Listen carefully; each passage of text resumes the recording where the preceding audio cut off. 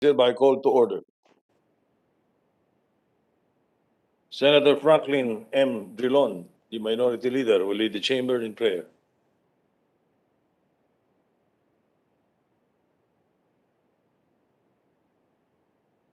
Let us put ourselves in the loving presence of the Lord.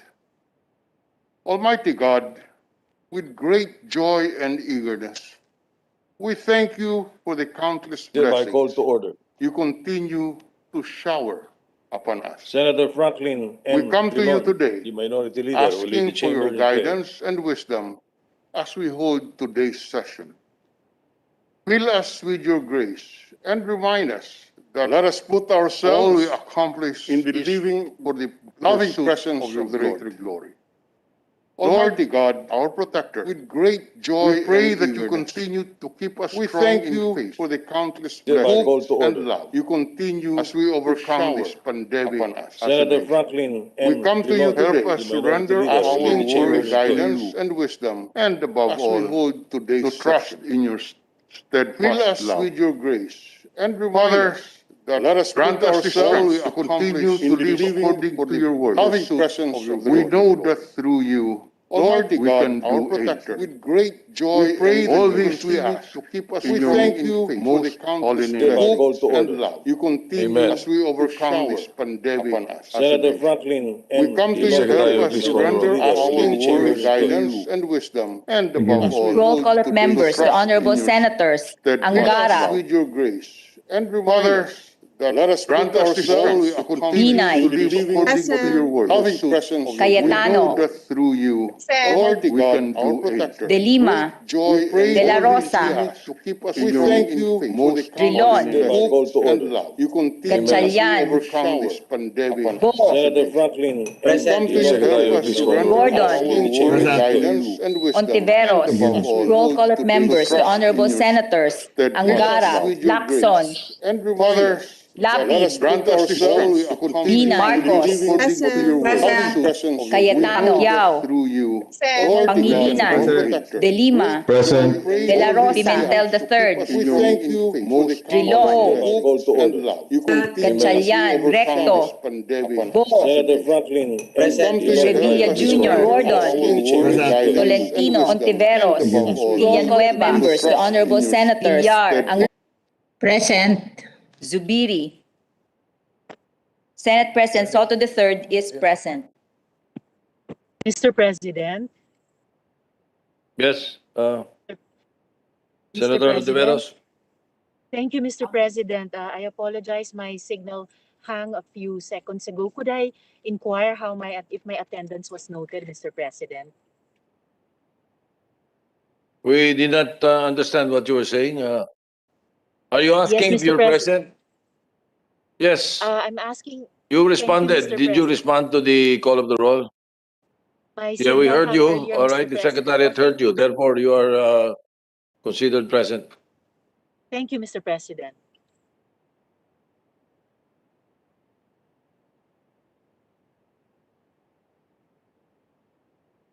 With 11 senators physically present and 10 senators virtually present for a total of 21, the chair declares the presence of a quorum. Senator Pacquiao is online for the record. Thank you very much, Mr. President. Mr. President, I move that we dispense with the reading of the journals of the 67th and 68th session of the second regular session of the 18th Congress. I so move, Mr. President. Any objection? Hearing none, motion is approved. And for the approval as well, Mr. President. I forgot to mention. The motion is approved. Mr. President, I move that we defer the journal of July 26 as it's still being prepared, Mr. President. So move. Hearing no objection, so deferred. Mr. President, we have a very long reference of business. Perhaps we can just do that for tomorrow, Mr. President, and so we can move forward to the agenda of the day, which is only very short. Two agendas for the day. One, of course, is to congratulate and commend our gold medalist, my hero, Mr. President, Hidilyn Diaz, for her win, the hero of the Filipino people, for a historic win in the Olympics.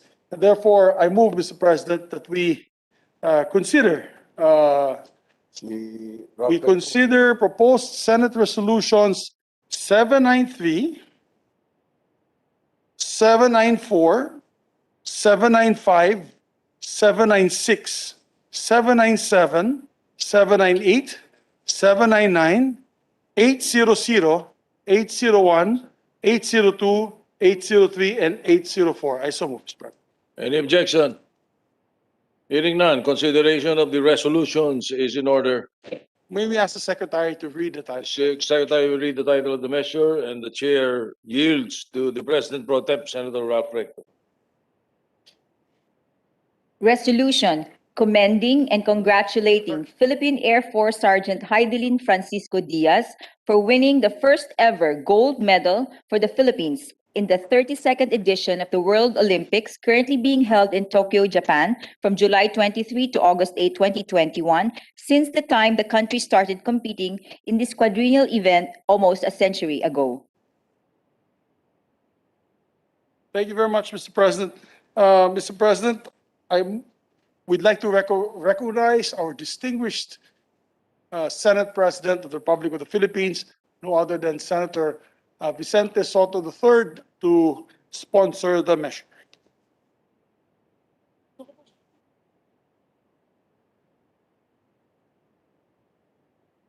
Thank you, Mr. President.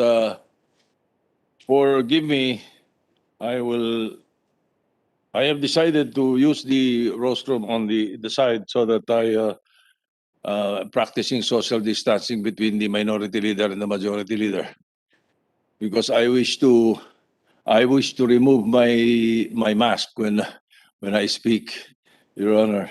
So thank you very much. Mr. President,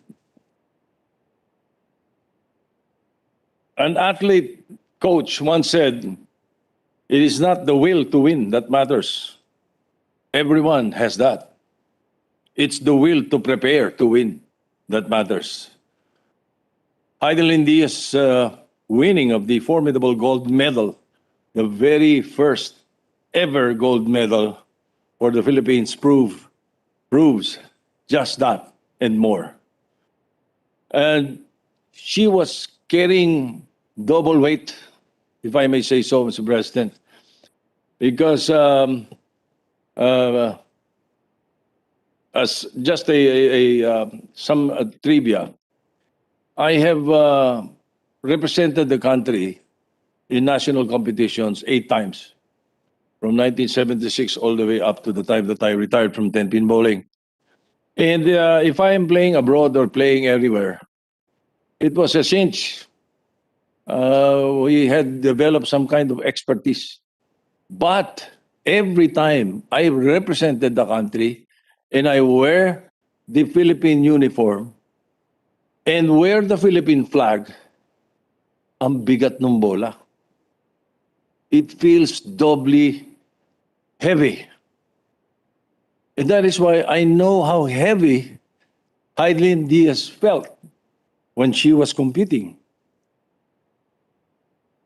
Meron ding kasabihan sa Tagalog na bagay sa kanya, walang mailap na pangarap sa taong pursigidong makamit ang tagumpay. This perhaps is our key takeaway from Hidilyn's journey to victory. Before becoming the trailblazer in weightlifting, she started using homemade barbells made with plastic pipes and concrete weights shaped in tin cans. Her passion for the sport opened a door of opportunities for the young Hidilyn. She has been consistent and kept her eyes on the prize. Hidilyn's dedication, sacrifices, and self-discipline to achieve her Olympic goal were beyond compare as she trained and lived in exile in Malaysia since February 2020, when the Malaysian government imposed and implemented its movement control order in April 2020 to contain the COVID-19 pandemic.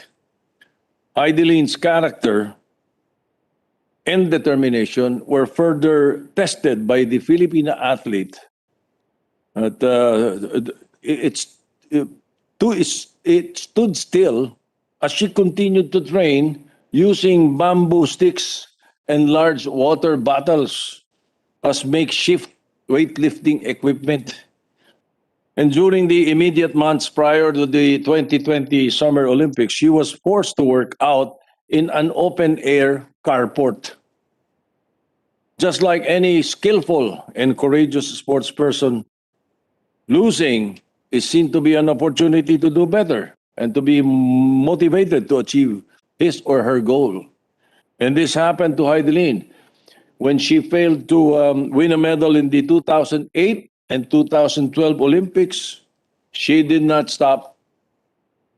She trained harder, and in her third consecutive Olympic participation in 2016, she won a silver medal in the women's 53 kilogram weight division.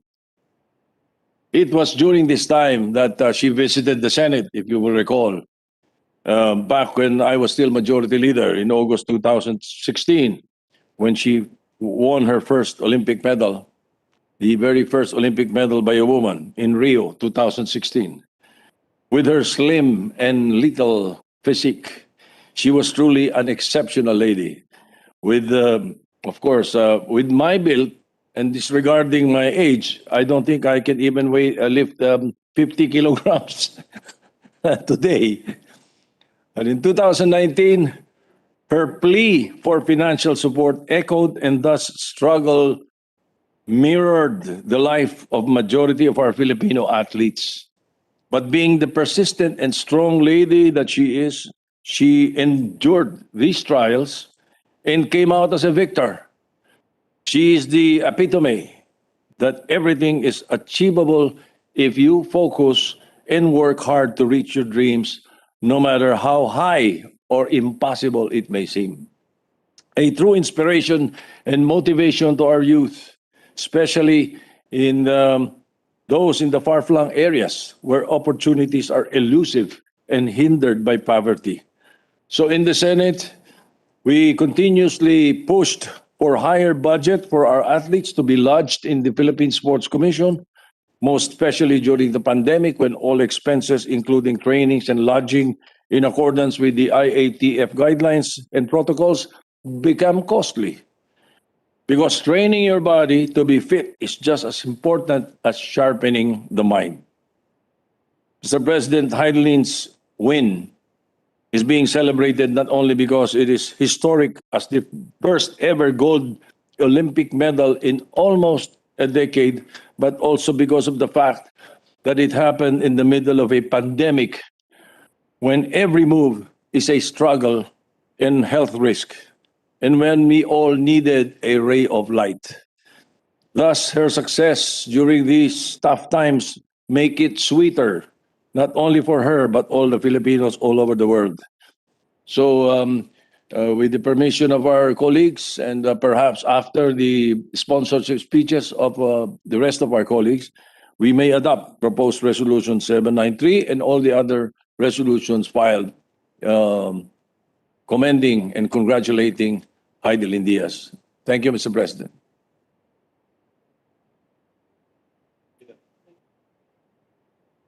Thank you very much, Mr. President. We have others who want to co-sponsor. Do you want a 1 minute suspension? So you may ask for 1 minute suspension, Mr. President. Session suspended.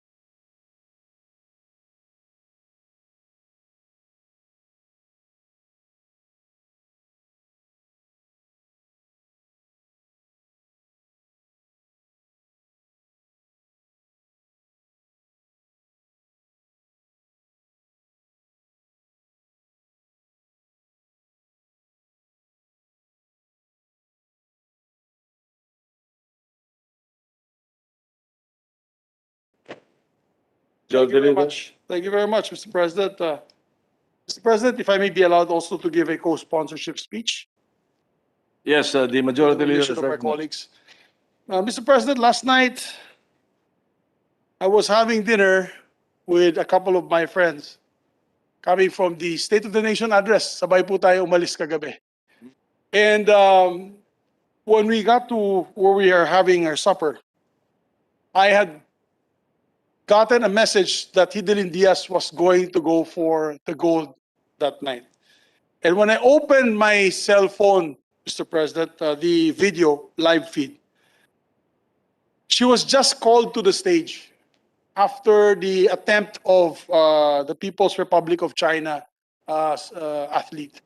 And I believe she carried at that time 128 or 126 kilos.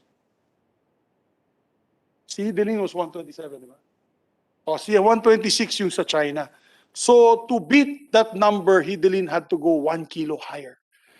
And apparently, Mr. President, this distinguished lady athlete had never lifted that heavy in her life. So I'm getting a bit emotional because yan ang tinatawag talaga natin po, Mr. President, na puso. Matayo aking balahibo. Talagang puso. Sabi niya, nothing to lose. It's either I win or I lose, but I'll do it for God and country. And she grabbed that 127 kilogram weights, lifted up her head. Nakita po natin yung hirap sa mukha niya. Pero sumisigaw siya sa loob at inangat niya po itong barbells na ito para sa bansa. Napakalapad pa na kanyang stance. I was worried because with such a wide stance, it's very difficult to stand up. But she put all her might and all her power into that, together with the prayers of 109 million Filipinos who were watching her last night. I wept, Mr. President, together with another friend of mine, and we were there shouting and we were telling everyone around us that we had just won a gold medal. I even mentioned in my post in Facebook, she's now in the chronicles of Philippine history as the first ever Olympic gold medalist. She will be remembered throughout the ages, Mr. President, and she will never be forgotten. The beauty of this, Mr. President, she won this gold medal in spite of all the hardships she had to go through, Mr. President. I remember a few months ago, naglilimos pa siya sa mga kumpanya na tulungan siya para ma-finance yung kanyang campaign for the Olympics. Ganon kahirap ang dinaanan niya. And she went through 4 Olympic Games. The first 2, she won nothing. The third, she won a silver medal. And last night, she won the historic gold. Sabi nga, walang expiration date for your dreams to come true. You just have to pursue this and never quit. And she did not quit. She could have quit, Mr. President. I actually posted in our 18th Congress na page, I posted a video on maalala mo kaya where she actually at one point in time before she went to the Olympics where she won silver medal that she had already given up. She quit.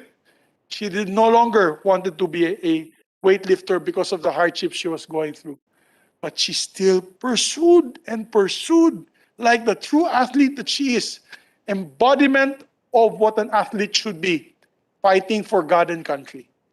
Kaya, Mr. President, I'm saying this extemporaneously because it really fills my heart with pride and joy that such a woman, such a Filipino woman, did what she did for us last night, uplifted all of us to great heights of joy in the clouds that are now forever etched in our minds, Mr. President.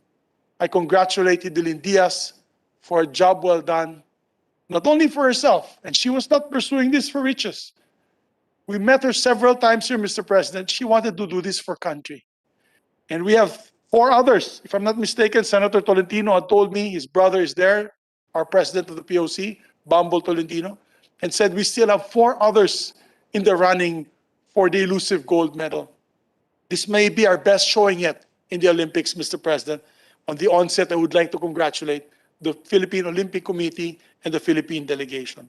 With that, Mr. President, I earnestly ask also for the approval of this measure. And to make it simple, Mr. President, can we make all members of the Senate as co-authors and co-sponsors of these measures that we have filed, aside from those who will co-sponsor individually and stand up, of course, to sponsor their measures?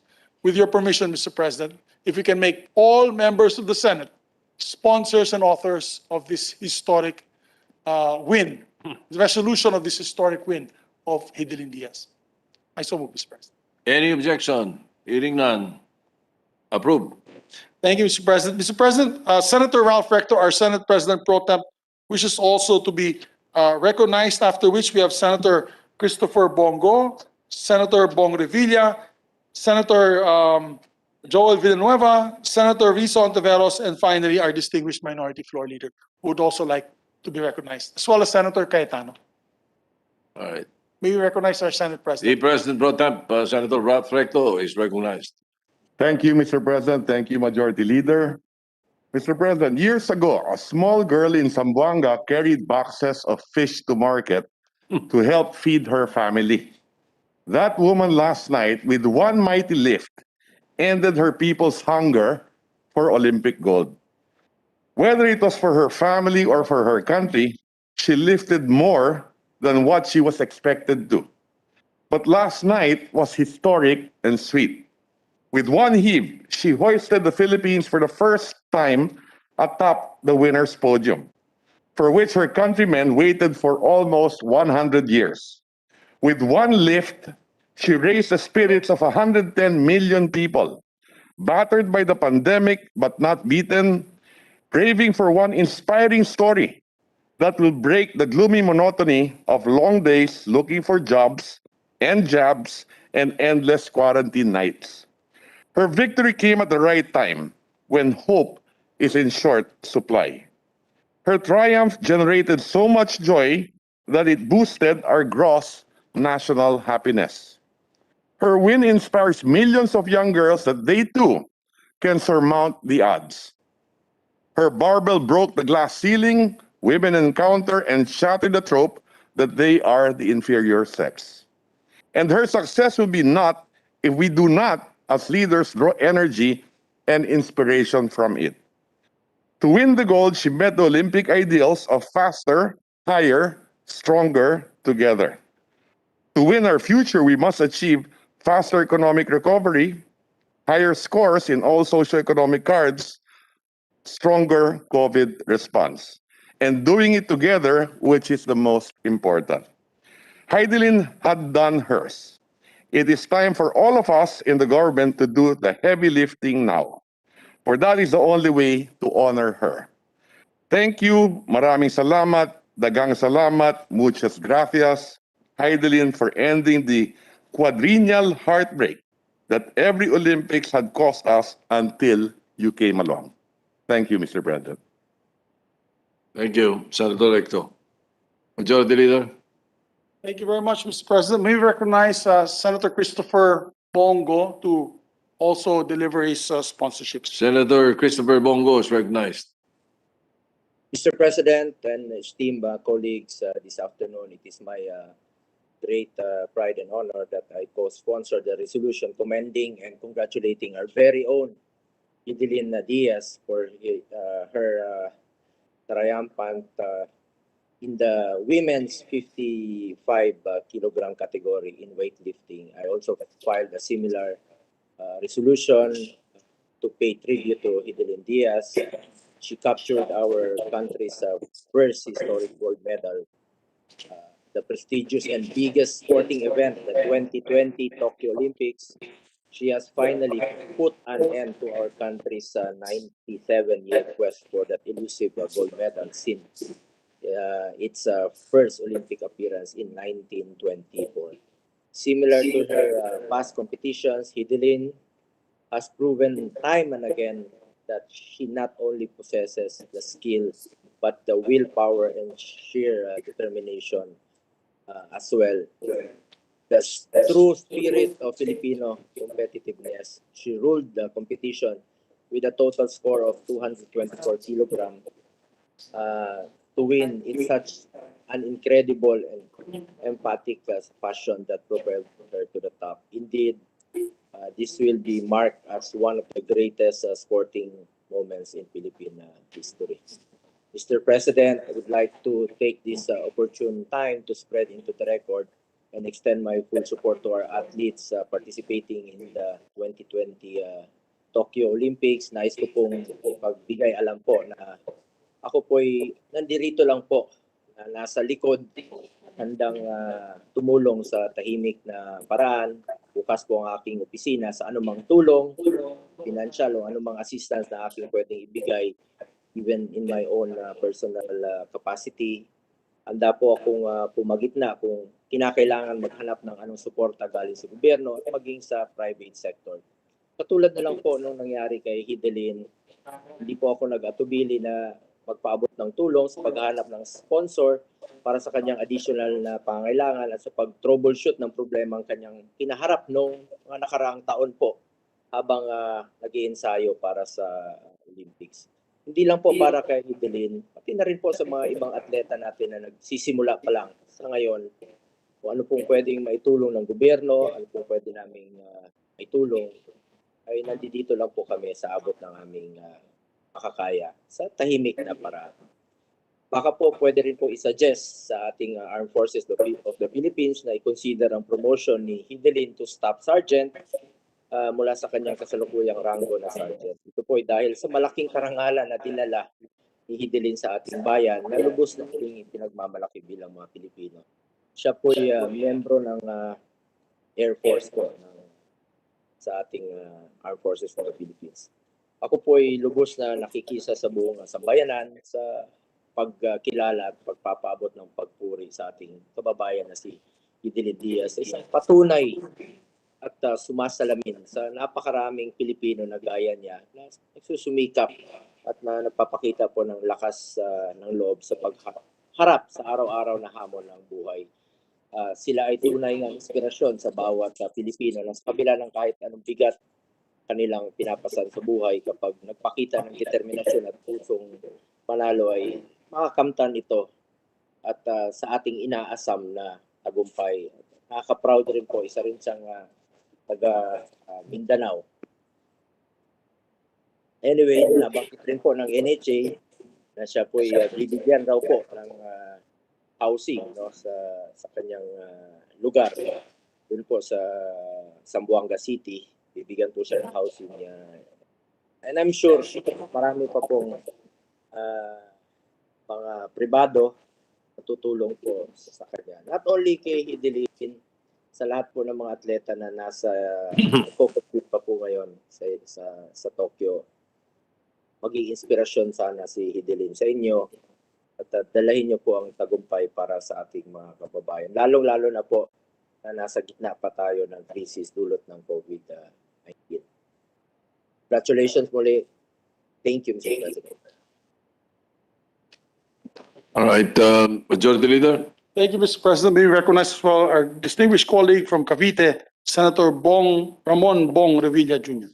Senator Ramon Bong Revilla is recognized. Thank you, Mr. President. Mr. President, it is my honor to sponsor Senate Resolution number 797, commending and congratulating Hidilyn Diaz for winning the Philippines' first ever Olympic gold medal in 2020 Olympics held in Tokyo, Japan. As the millennials would say, si Hidilyn lang ang sakalam. Sakalam means malakas, baliktad. You spell it baliktad, backwards. As an expression of overjoy, and admiration for her historic achievement.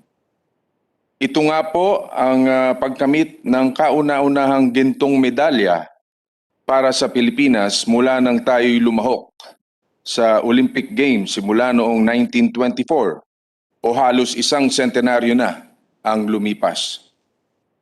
Last night, we watched with bated breath how she would pull off her fourth stint in world's largest sporting event, where 5 years earlier she took home a silver medal in Rio and ended the country's two-decade medal drought. Ginoong Pangulo, sa pagbuhat po ni Hidilyn, ay parang nakita ko po si Captain Barbell na babae.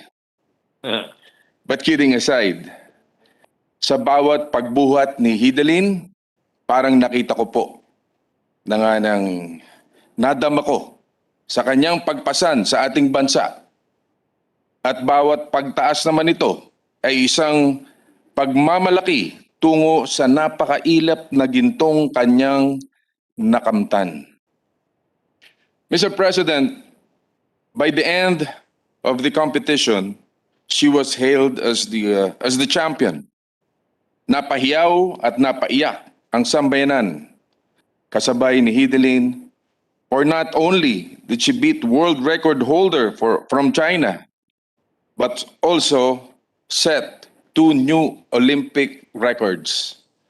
She firmly established herself as the best in the world of weightlifting and made the mark in the Philippine sports as the first Filipino Olympic gold medalist and the first Filipina to ever score multiple Olympic medals. Katulad ng karamihan dito, damang-dama ko ang hiyaw ng tuwa ng ating mga kababayan.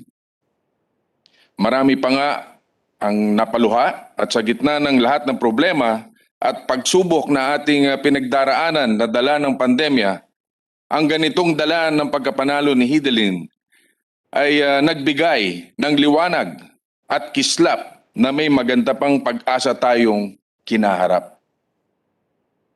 Tunay nga naman na walang imposible, Mr. President.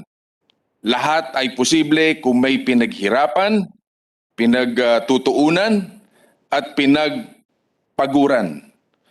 With all the accolades, praises, and compliments given to Hidilyn, may isa na talaga namang tumulak sa aking isip at umantig sa aking puso.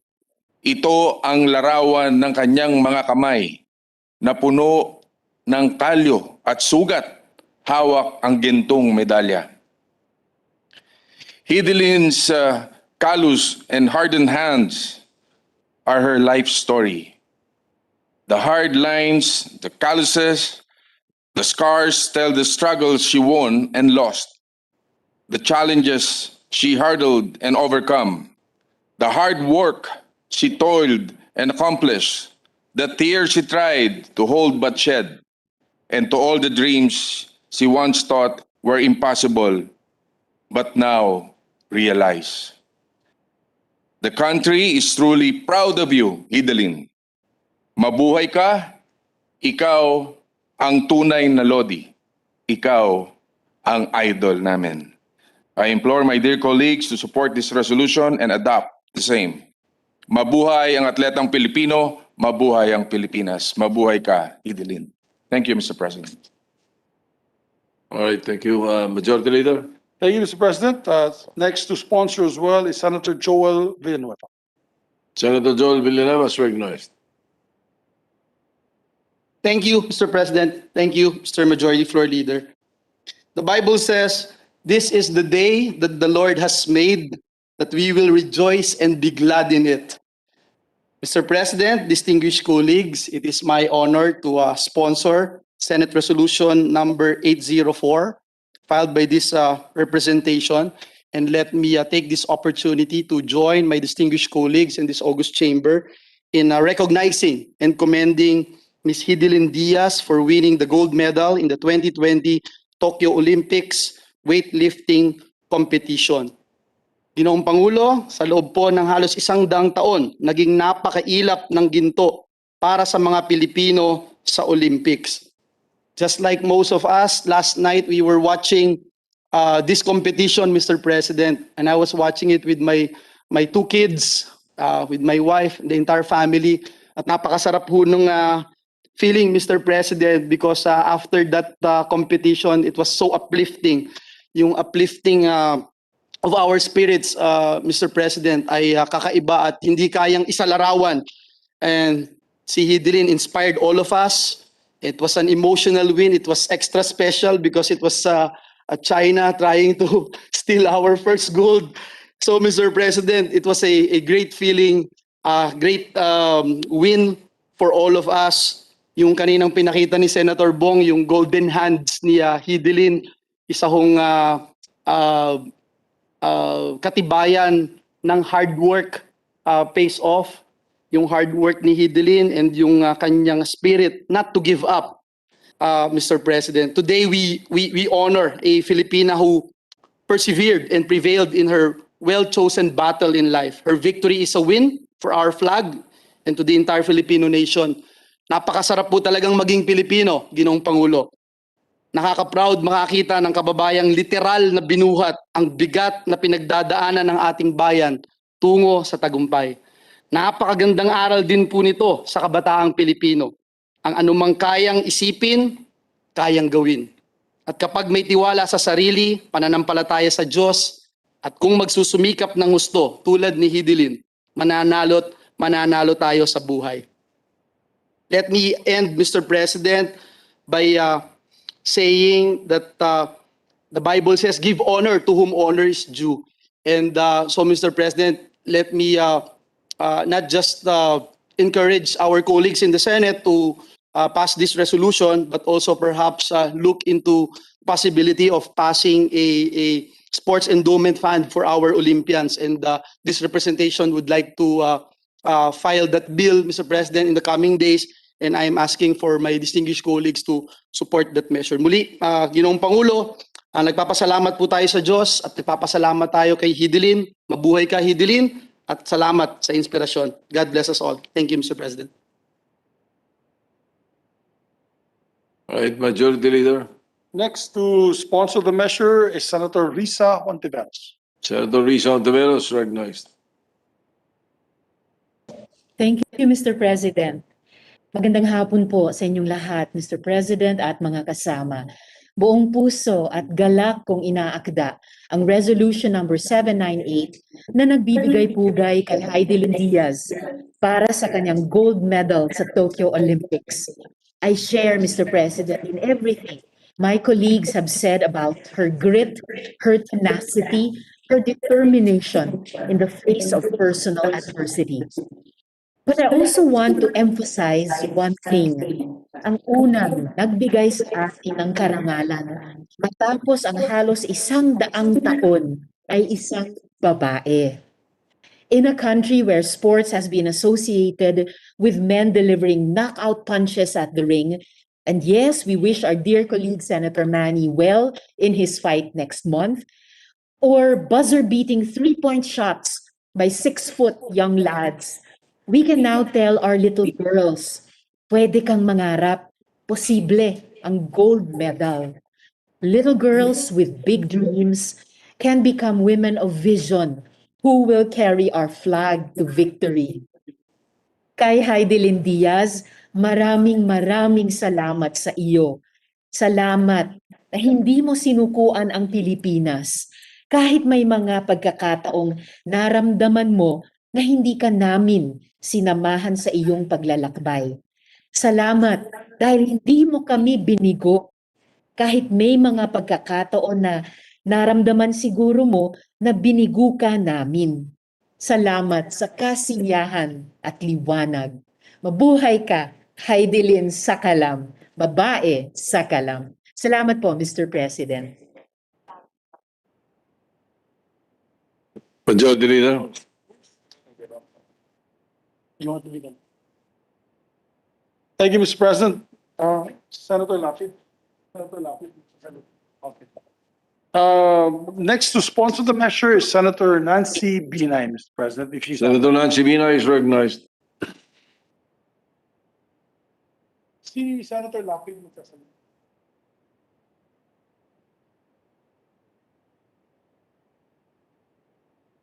Okay. I believe Senator Binay is still offline, Mr. President. May we recognize Senator Richard J. Gordon, Mr. President. We can come back to those who do not answer the Senator Richard Gordon is recognized. Thank you very much, Mr. President. A lot of our colleagues have already spoken, and I'm reminded of, without casting any aspersions upon anybody, of the quotation that victory has 1,000 fathers, but defeat is an orphan. And as Hilda or Hidilyn has been praised and will be continued to be praised, she should bask in the glory of her achievement. Let me ask everybody here what they think about it. A young lady, 4 feet 11 in height, aspiring to lift weights of 480 pounds, Mr. President. That by itself is daunting.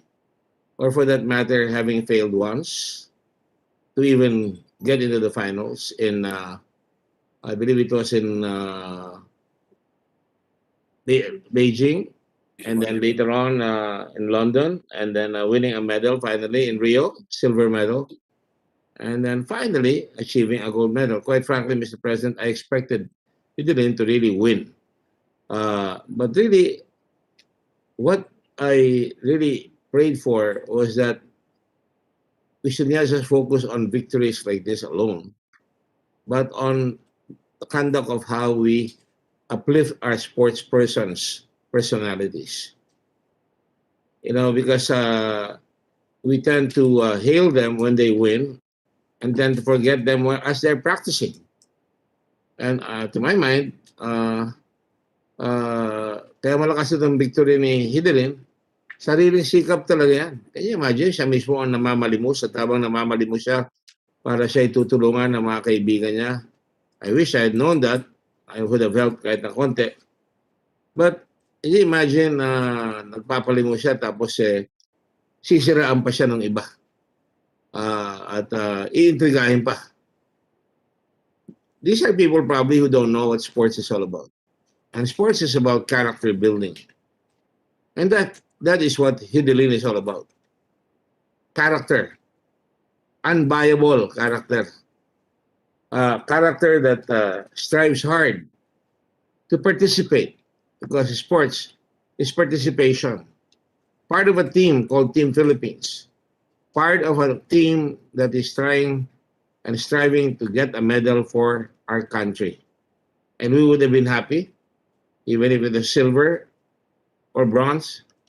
But gold is a bonus, because really, if Hidilyn had won silver, we would still hail her here today. Because to my mind, it's not just the victory of Hidilyn that counts here. It is what was behind her heart, or what was in her heart. You measure her heart. She was in a competition of strength. A 4 feet 11 inches tall young lady, or rather short young lady, if you will, competing in a quest based on strength. Strength. Of course, it wasn't just strength alone. She had to plan it. And what was behind that? Was it just strength? Was it grit? Was it belief in self? Was it dedication and commitment? Was it striving to get her out of her poverty because there were prizes offered to her? As if kung di mananalo, walang prize. Pero the very fact that she is participating in such a difficult event, where she would lift at least siguro mga 4 or 5 times her weight, if I'm not mistaken. We never think about those things. We now think she won, and we thank God she won.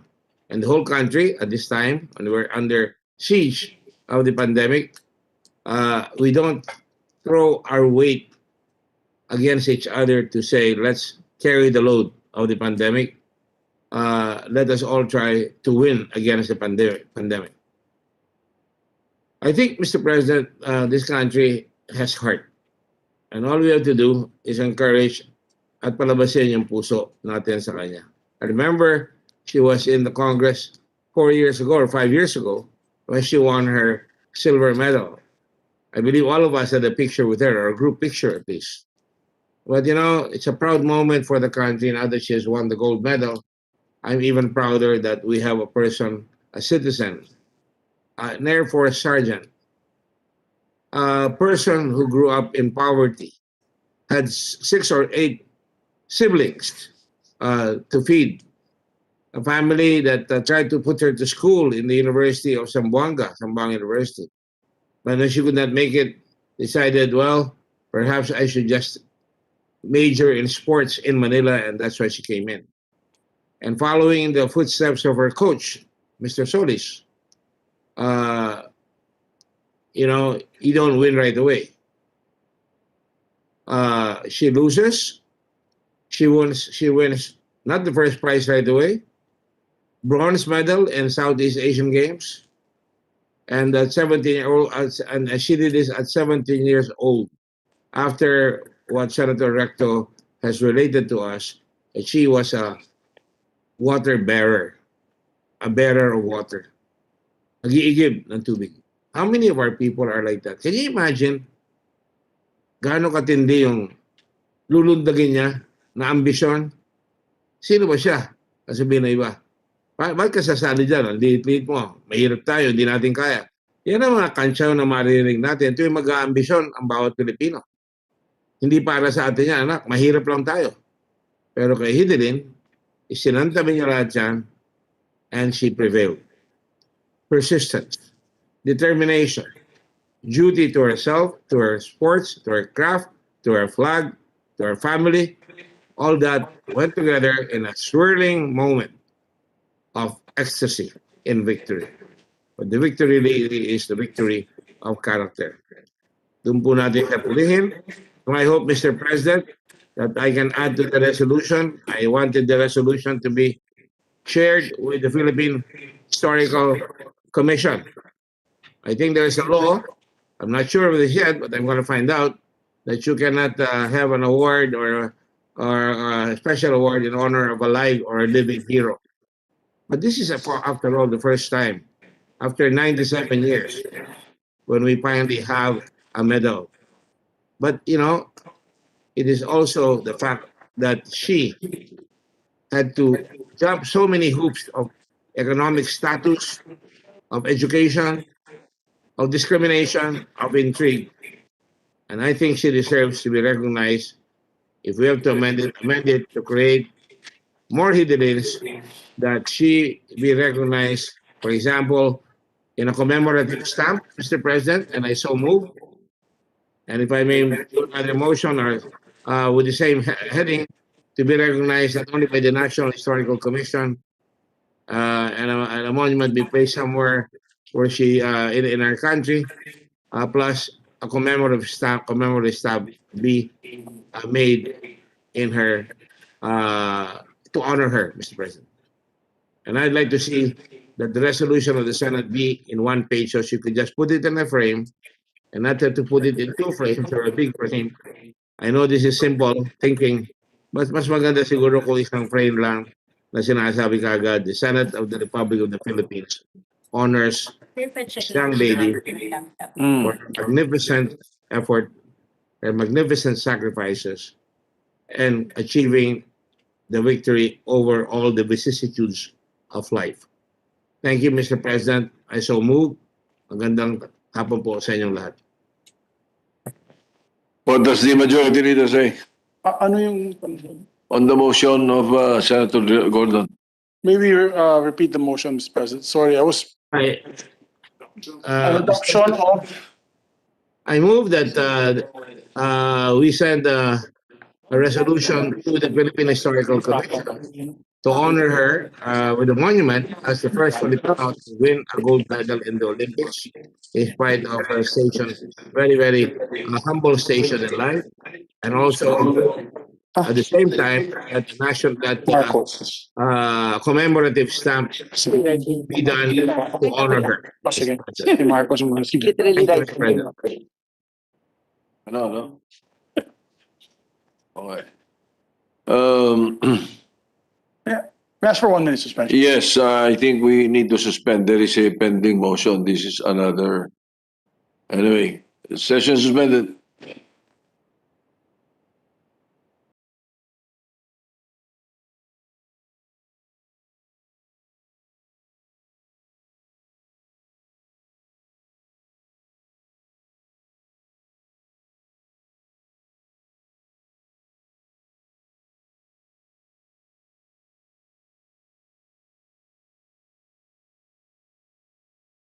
Thank you, Mr. President. Mr. President, may I appeal to our distinguished colleague from Zambales? Maybe we could do that after we finish the Olympic Games. Because according to Senator Tolentino, we still have four other candidates vying for the gold medal. So definitely after the Olympic Games, if we're lucky, Mr. President, we get two more gold medals, we can do that motion for all of the gold medalists. So we can maybe suspend that motion and take it up next week, Mr. President, because our boxers will be done by then. Quite We have frankly, three boxers, Mr. President. Mr. President, I would appeal because we can do a separate motion for the two. First is first. And I All believe right, then the ruling of the chair is that we take up the motion of Senator Gordon after we take up this motion on the resolutions first. Let's finish the sponsorship. Okay. Let's approve the resolution, then we take up his resolution, his motion. Okay, It's Mr. the President. proper thing to do. In other words, we just table the motion. that's for the- Yes. operating to do, Correct. sir. Yeah. So, Mr. President, next to give the sponsorship speech is Senator Jaime Romualdez Marcos, Mr. President. Senator Amy Marcos is recognized.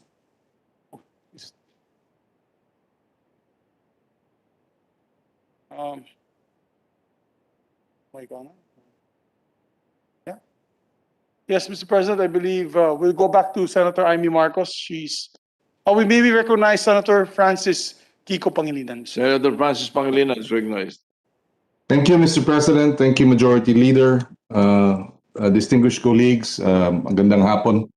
I would like to support all the resolutions congratulating our world-class Filipino Olympian, Hidilyn Diaz. In the time of the pandemic, when breathing is filtered through masks and shields, her victory is a breath of fresh air. It's a time when there is death, despair, hunger, unemployment, misery prevailing over our land. Her victory gives us Filipinos the good news of a powerful, persevering woman, besting herself and the world's best. We bask in that light of pride and joy. At the time of discordant voices, Hidilyn's win unites all Filipinos in delight for the world record-breaking weight that a young woman bore for the flag for us Filipinos. I join the earlier manifestation of Senator Ontiveros that the first gold medal was won by a woman, and that is in itself remarkable. Hello. What joy and hope Hidilyn together with the entire Philippine Olympics contingent brings. Maraming salamat. It is in this light that we join our colleagues in calling for the adoption of the various resolutions honoring Hidilyn Diaz for her unprecedented record-breaking victory. Thank you.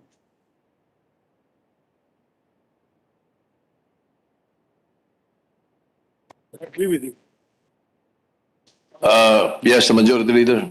Thank you, Mr. President. So moving forward, if Senator Marcos is not yet on deck, maybe we could recognize our distinguished Minority Floor Leader, Senator Franklin M. Drilon, Mr. President. Senator Franklin is recognized. Minority Leader. Hello.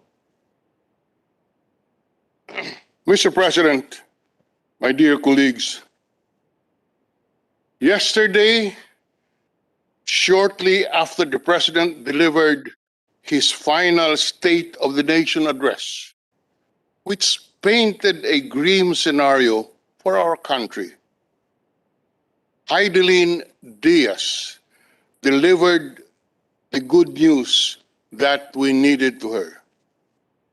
Yesterday, Mr. President, after the speech of President Duterte, a hero was born. A hero in the person of Miss Diaz. Mr. President, given our problems that we face today, the unemployment rate, hunger, principally caused by the pandemic, we really needed a hero to unite us, to give our people hope,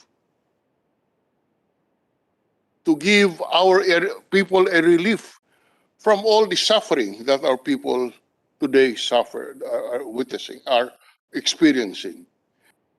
And yesterday, Hidilyn Diaz provided us that opportunity to be inspired and showed to us, proved to us that no matter how difficult life is, mayroon pong pag-asa kung tayo'y sumikap. Mr. President, many tears were shed yesterday, I am sure. Our majority leader was one of them. And I'm sure countless others shed tears of joy, shed tears of hope when the news of the victory of Hidilyn Diaz came to us. Indeed, after nearly 100 years of sending of the Olympic Games, for the first time yesterday, we triumphed.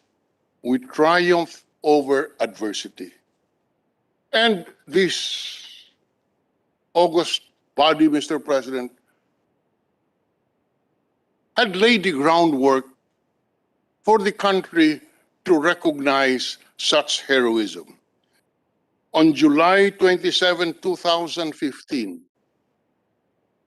Senator Sani Angara sponsored and enacted and passed a law and passed the bill, which subsequently became Republic Act 10699 when we had the opportunity to be the Senate President, which provided incentives to athletes of the stature of and achievement of Ms. Hidilyn Diaz.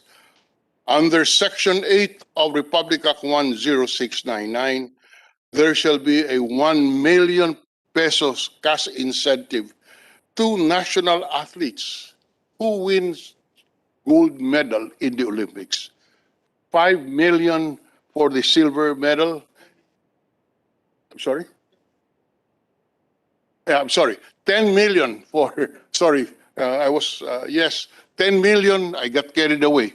10 million for the gold medal, 5 million for the silver medal, and 2 million for a bronze medal in the Olympics.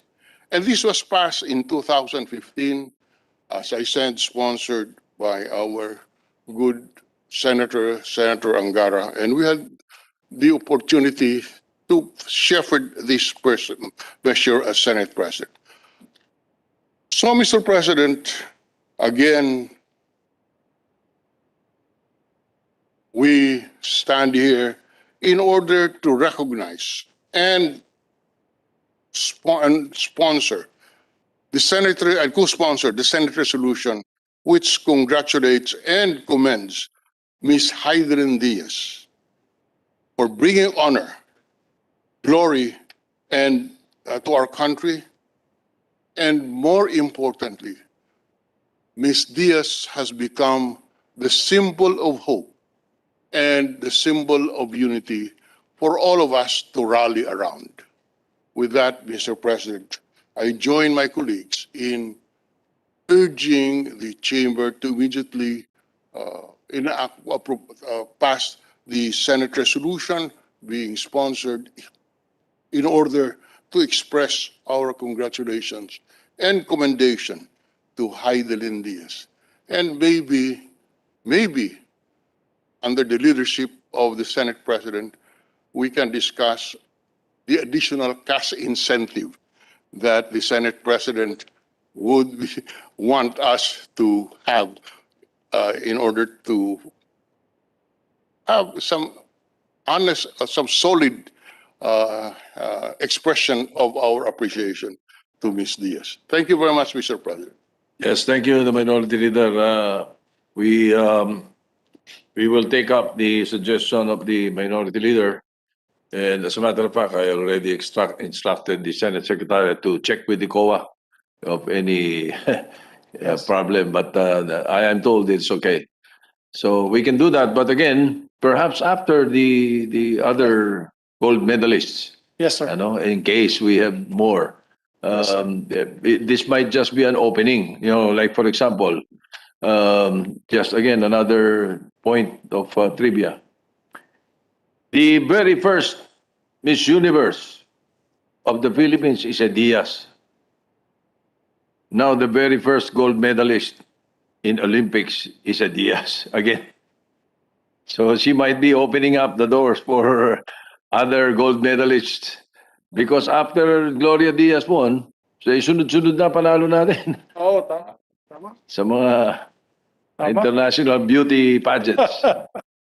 Anyway, so go ahead, Majority Leader. Thank you very much, Mr. President. When it comes to international beauty pageants, the one who has a complete record of that is Senator Ralph Recto, Mr. President. Ah, yes. We'll ask him later, our distinguished Senate President Pro Tem, and also Senator Gatchalian, according to Minority Floor Leader, is also waiting in the wings. So, Mr. President, we have a couple of more of our colleagues would like to sponsor the measure. Ladies first, may we recognize our distinguished colleague, Senator Pia Cayetano, to sponsor as well this measure. All right. The lady athlete of the Senate, Senator Pia Cayetano, is recognized.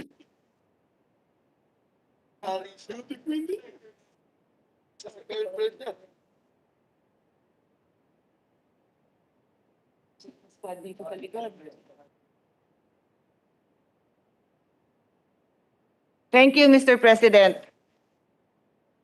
I join my colleagues today in honoring the great Hidilyn Diaz. A ticket to the Olympics is very rare, but the Olympic gold is reserved only for the best. I'd like to believe that when she took her first step and was on the Olympic stage in 2008, at the tender age of 17, that gold was already hung around her neck. Because we do not see all the preparation, the discipline, the perseverance, the daily struggles that go on every day. And that went on in the first few years leading to her first Olympics. So on that day, I believe that that gold was already hers. But it was not to be hung around her neck in 2008, not in 2012, not in 2016, but in the 2020 Olympic that was actually held in 2021, 13 years after. How many people can actually say they can persevere and stay the course for 13 years plus, because she had been training before that? That is an unbelievable achievement, Mr. President. 13 plus years. So I show this, that's not mine. There's the source is there mentioned in the photo. 2008, second to the last. She was 17. So let's imagine that ganado pa, di ba? I mean, nakatungtong naman siya sa Olympics. Maybe, di naman niya na-expect pang manalo nun. But then after training for 4 years in 2012, she did not finish. That would wipe out the best of us, di ba? I mean, 4 years. What do you do with your life in 4 years? You go to college, you have a boyfriend, you get married, you start a business, you help your family, and they do come from very humble beginnings. How do you stay the course? But she did. And in 2016, she did take home a silver medal. But let me go back. What kind of pressure did she face all those years? Nagpagtsagaan niya pa rin yan. Tuloy-tuloy pa rin siya dyan. And as we all know, very limited support. To believe in herself, and for the few people who believed in her, we need to honor them as well, because she could not have done this alone. And she herself honors them all the time. I follow her on Instagram, and she is very liberal with her praise and gratitude for the people who have supported her. So 2012, she wins her silver medal. And then the pandemic. Who would have thought? And obviously, her main competitor who she beat is from China. And if you look at the photos, China's been pretty much back to normal. They're not like us, where we walk around with a face and a shield. They go out, they move around. I don't even know if masks still are used there, because the pictures that at least I have seen, they seem to be living a fairly normal life. Yun ang competitor niya. And this is what this woman has been able to achieve in the year 2021, in the time of COVID, my dear colleagues. Takes a lot to take that in, really. Takes a lot to do that. It takes a lot for me to even imagine what it required to do that. And at this time, I honor also all the other athletes with her who will not take home the gold or a silver or a bronze, but you may be the next Hidilyn 4 years from now, 8 years from now, 12 years from now. And that's where I jump into my responsibility as your chair of the Committee on Sustainable Development Goals, Innovation, and Futures Thinking. We do not spend a fraction of what the other countries spend to bring our athletes to the Olympics. Nothing. There's an article I read that said 300 million per athlete. Sabi ko, medyo extreme naman yon. Then there's another article that said $2 million per athlete. I don't think we spend that much. Far cry. So I'm saying she did this without the kind of financial support that other countries are able to give their athletes. And Mr. President, I'd like to point out that she achieved this in the time of COVID. That image of her lifting all of that final 127 kilograms, the sheer weight of it on her shoulders, on her arms, the years of training and hardship, all showed on her face, in her eyes, as she delivered that elusive gold. She also breaks the glass ceiling for female athletes. I'm not in her league, far from it. But even from my own experiences, I've had my own share of battles pursuing my passion as an athlete, as a female athlete. She never made excuses for her sex, despite being in a sport that is dominated by men. I can just imagine the kind of discriminatory remarks that she has had to endure as a female athlete. I don't even want to get started. The fact that she is 30, the fact that she has pursued this for half of her lifetime, alam nyo na kung ano yung mga traditional roles of women na binabato sa amin, binabato sa mga athletes na katulad niya when they make these kinds of sacrifices. Hidilyn, you break the glass for all the young girls that follow. Kung ako lang, when I'm biking, nasisigawan ako ng, uy, babae, babae. What you have done for all the female athletes and the male athletes, the little boys who will now honor their classmate, who will now honor their teammate. You do that for the next generation. And so I join my colleagues in honoring you today, Hidilyn Diaz, and your entire HD team, the coaches, the trainers, the nutritionists, the sports psychologists, the family that stood behind you, and all your loved ones and friends, and all the other Olympians that we have. Sometimes it is just not the right timing, but for you, Hidilyn, yesterday and the rest of your life, you will be known for what you have done for the Filipino people. Thank you very much, Mr. President. Thank you, Hidilyn Diaz. Majority Leader. Thank you, Mr. President. And yes, I would like to, of course, inform the body that there's another possible Filipina winner in boxing. Si Ma'am Nesty, wala pa, possible. She's fighting for 2 more wins and she wins the gold, Mr. President. And she's doing very, very well. So our prayers go out to the others who are still going to vie for medals in the Olympics. May we recognize, Mr. President, our distinguished colleague from the province of Cavite, Senator Francis Tol Tolentino. Senator Francis Tolentino is recognized. Thank you, Mr. President. Thank you, Majority Leader. I associate myself with our colleagues in sponsoring Senate Resolution 793, 794, 795, 796, 797, 798, 799, 800, 801, 802, 803, and 804. I likewise join the people of Zamboanga City, the birthplace of Hidilyn Diaz, in celebrating her victory. As they say in Chabacano, in Zamboanga City, Buenos Dias. Buenos dias to all our friends in Zamboanga City. And I would like to correct, with all due respect, the earlier manifestation of the majority leader that we are vying only for 4 golds.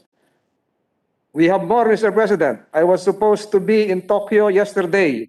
Had it not been for the SONA, I had my tickets and bags ready, Mr. President, to cheer the Philippine squad, Mr. President. Together with Senator Bato de la Rosa, he has in possession his Tokyo Olympic visa, but it was not used. Mr. President, we have several more athletes competing for gold. We have EJ Obiena from Tondo, who won the World Universiade Championship in pole vault 2019, as well as the Asian Pole Vault Championship 2019. As mentioned by the good majority leader, we have Nesty Petesio of Davao, who is now vying for the semifinals. We have Carlo Paalam from Bukidnon, who is also vying for the semifinals right now. Irish Magno from Baguio, and the possible gold medal winner, Yumir Marcial, also from Zamboanga City. Not to mention on August 2, Mr. President, Kaloy Yulo will be fighting for the gold. We also have Yuka Sasu from Bulacan, the current US Women's Open champion, together with Bianca Pagdanganan. These are all possible gold medal winners.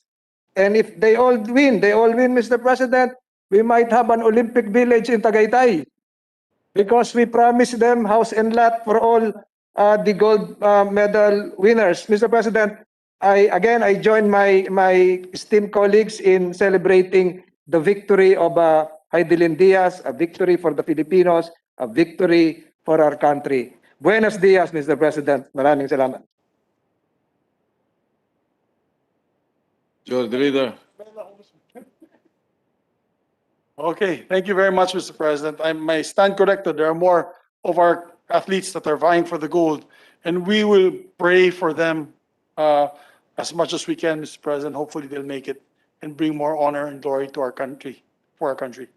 Mr. President, we just, no other member wishes to sponsor the measure. I move that we adopt Senate Resolution number 793 in consideration of Senate Resolution number 794, 795, 796, 797, 798, 799, 800, 801, 802, 803, 804, and Senate Resolution number 805. Mr. President, Yes, may we recognize the Senator Pio Cayetano. colleague from Taguig. I'm sorry, I forgot to mention it earlier. Majority Floor Leader, I also filed the resolution. Was it included? Thank you very much. Yes, sir. The resolution of the distinguished colleague from Taguig is resolution number 805. So I so move, Mr. President. Any objections? Chair hears none. Senate Resolution 793 and all the rest of the other resolutions considered are hereby adopted. Thank you very much, Mr. President. Once again, congratulations to Ma'am Hidilyn Diaz, my hero, our hero.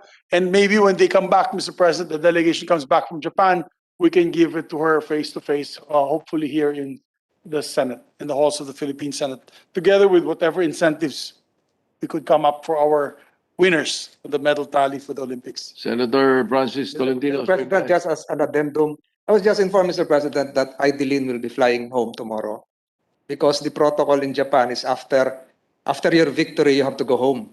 If you lose an event, you have to go home within 2 days. So the second day will be tomorrow. So this is unknown to the media. Probably, if I'm not mistaken, she's packing her bags now and will be home tomorrow. So will she undergo the 14-day Yes. quarantine of the I IITF? believe so, Mr. President. The IATF rules would prevail. Well, even if she is fully vaccinated, 7 days yata, boss. 7 days? Yes, 7 days vaccine. Thank you, Mr. President. 7 days po, basta fully vaccinated in the Philippines. Yes. Right. So maybe when she's available, Mr. President, we'll ask Senator Tolentino, being that we're part of the POC. We can ask the POC to coordinate with us. Oh, yes, and of course, my worthy brother should be congratulated also. Yes, Congressman Congressman Bampo Tolentino. Mhm. Yes, it is during his watch that we won a gold medal, Mr. Mhm. President. He Congratulations to will him no as well. longer push for the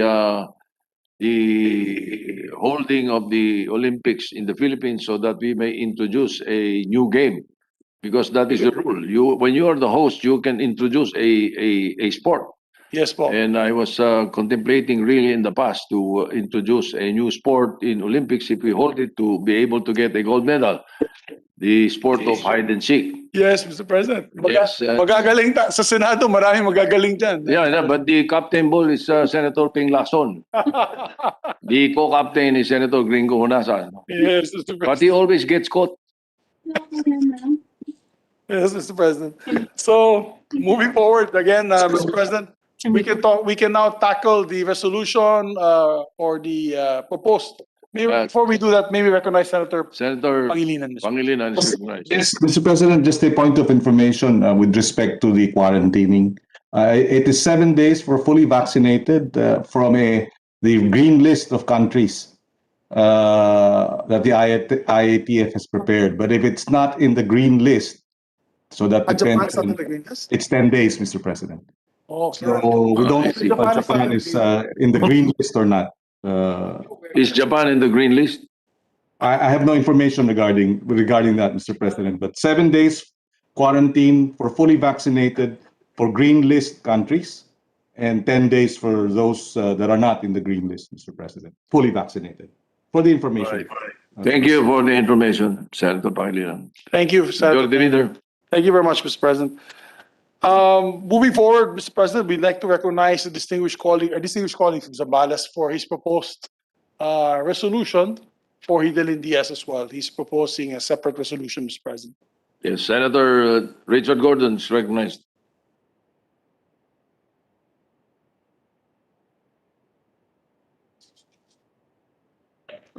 To issue a commemorative stamp in honor of the victory of Hidilyn Diaz in the Tokyo Olympics. After all, it is a historic event. And I had just gotten on the phone with them, and they said they are preparing one, in fact, Mr. President. So it would do as well to make it official by coming out with the resolution coming from us, and they're going to issue a special stamp, commemorative stamp in honor of this event, Mr. President. With the permission of everybody, I so move that we pass this resolution to indeed facilitate the creation of a commemorative stamp or a special stamp in honor of the event of the victory of Hidilyn Diaz. Yes. All right, Majority Leader, we can perhaps do that subject to style. We can, subject to style, we'll ask DepSec Belen and our Secretary to prepare a resolution to that effect, with the effect in mind that Senator Gordon would like to happen with the stamps, commemorative stamps. All right. So I move to adopt, Mr. President, if Adopt the resolution subject to style. Any objection? Chair is none. Motion is approved. The other resolution, Mr. President, with your permission, is for the National Historical Commission. Now, I will give a caveat. The National Historical Commission has rules that says no living person shall be given a monument, Mr. President, to make it very, very succinct. No monument to a living person on any public place shall be erected or sanctioned by any national government agency or local government unit, Mr. President. Now, Mr. President, on the other hand, Section M says National Historical Monument refers to structures erected as a memorial to great heroes or events in Philippine history declared as such by the NHCP. I think if we move for a resolution, then the event of the winning of the first gold medal, and if there are other medal winners, but certainly the first gold medal is the most important, especially coming from a diminutive person from humble station, would be appropriate, Mr. President. So I would like to move, subject to style, that we pass a resolution asking the Philippine Historical Commission to allow for the erection of a marker in a public place commemorating the event where the first Filipina or the first Filipino won a gold medal after 97 years, Mr. President. The minority leader is recognized. Mr. President, just a manifestation. We have no basic objection to the proposal of the good senator gentleman from Olongapo and Zambales.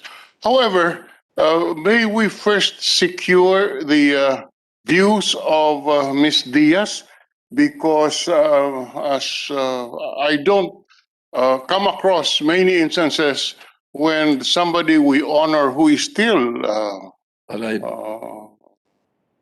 alive would want to have a statue in her honor. I am not saying that she does not want, maybe, but I am just suggesting to the good sponsor if we can seek the views first of Ms. Diaz on this matter before we act on the proposed resolution.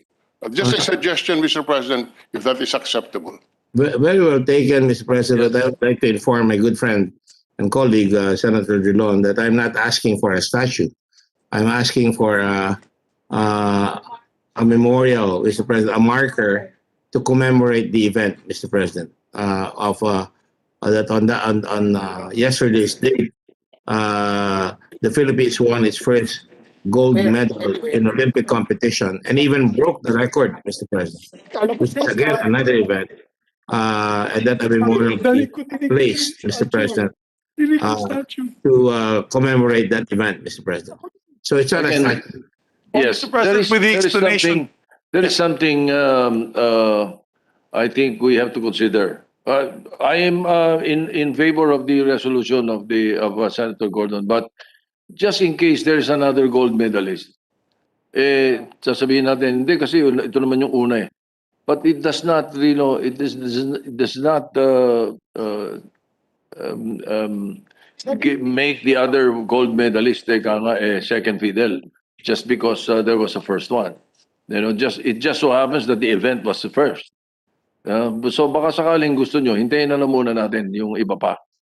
Mr. President, we can take note of that when it happens, and we can approve it when that thing happens, if it does happen, Mr. President. I agree with you. In other words, Maybe we can table the motion of the good gentleman, and then we can take it up next week when all the events are over, so that when we make a memorial for them, Mr. President, kasama na po yung ibang na mananalo. Although, of course, Hidilyn Diaz has now the distinction of being the first winner of the Olympic gold medal. So, iba yung first iba yung una. Hopefully, she inspires the other athletes to win more medals. Usually it does. Usually it does. But It's a morale booster. but the Senate President is correct. We should indeed wait. But because, again, we're not doing any statues. We are commemorating or honoring the event where we won the first gold medal to Hidilyn Diaz, and if other people win the gold medal, it will be the event the event that is being honored is the gold medal winners or the gold medal winners of the Philippines in the Tokyo Olympics. when we rephrase the motion of the gentleman to say that this is a Senate resolution expressing expressing the sense of the Senate that the National Historical Commission consider the creation or establishing a marker That's for correct. the 2020 Olympics gold medalist. Medalist, gold medalists. Gold Not medalist. necessarily, Kung Mr. isa, President. de isa lang. Just, Kung this dumalawa, year. then, it takes time before the national. Maybe generic na lang po, Mr. President. If the good gentleman from Zambales is, If he will agree. right. Generic to begin with, but already there is a reservation for Hidilyn Diaz. And if others win on that event for gold medal, then we can put the others, Mr. President. But I believe that. Oo, ano. Yes, Mr. President. So, if with the permission of the sponsor, Mr. President, with the permission of the sponsor, subject to style, Mr. President, subject to style. Any objection? Hearing none. Subject to style. Approved. Thank you, Mr. President.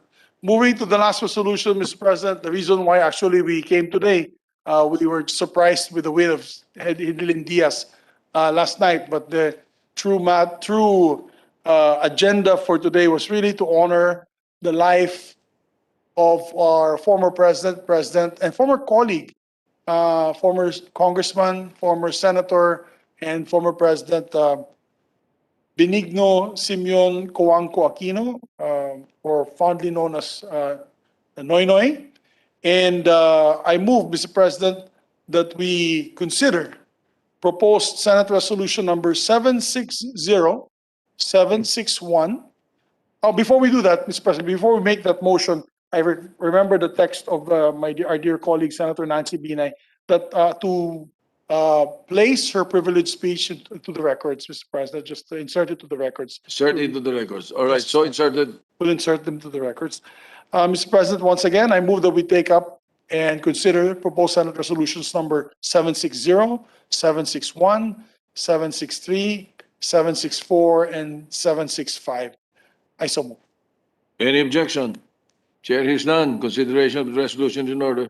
May we recognize our dear Senate Secretary to read the titles The of Senate Secretary will read the title of the measure. Resolution expressing the profound sympathy and sincere condolences of the Senate on the death of the 15th President of the Republic of the Philippines and former Congressman and Senator Benigno Simeon Cojuangco Aquino III.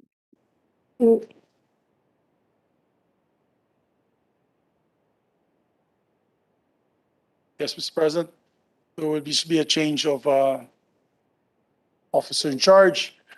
Mr. President, may you recognize a distinguished Senate President, Senator Vicente S. Soto, to deliver the sponsorship of these measures, Mr. President. The Senate President is recognized.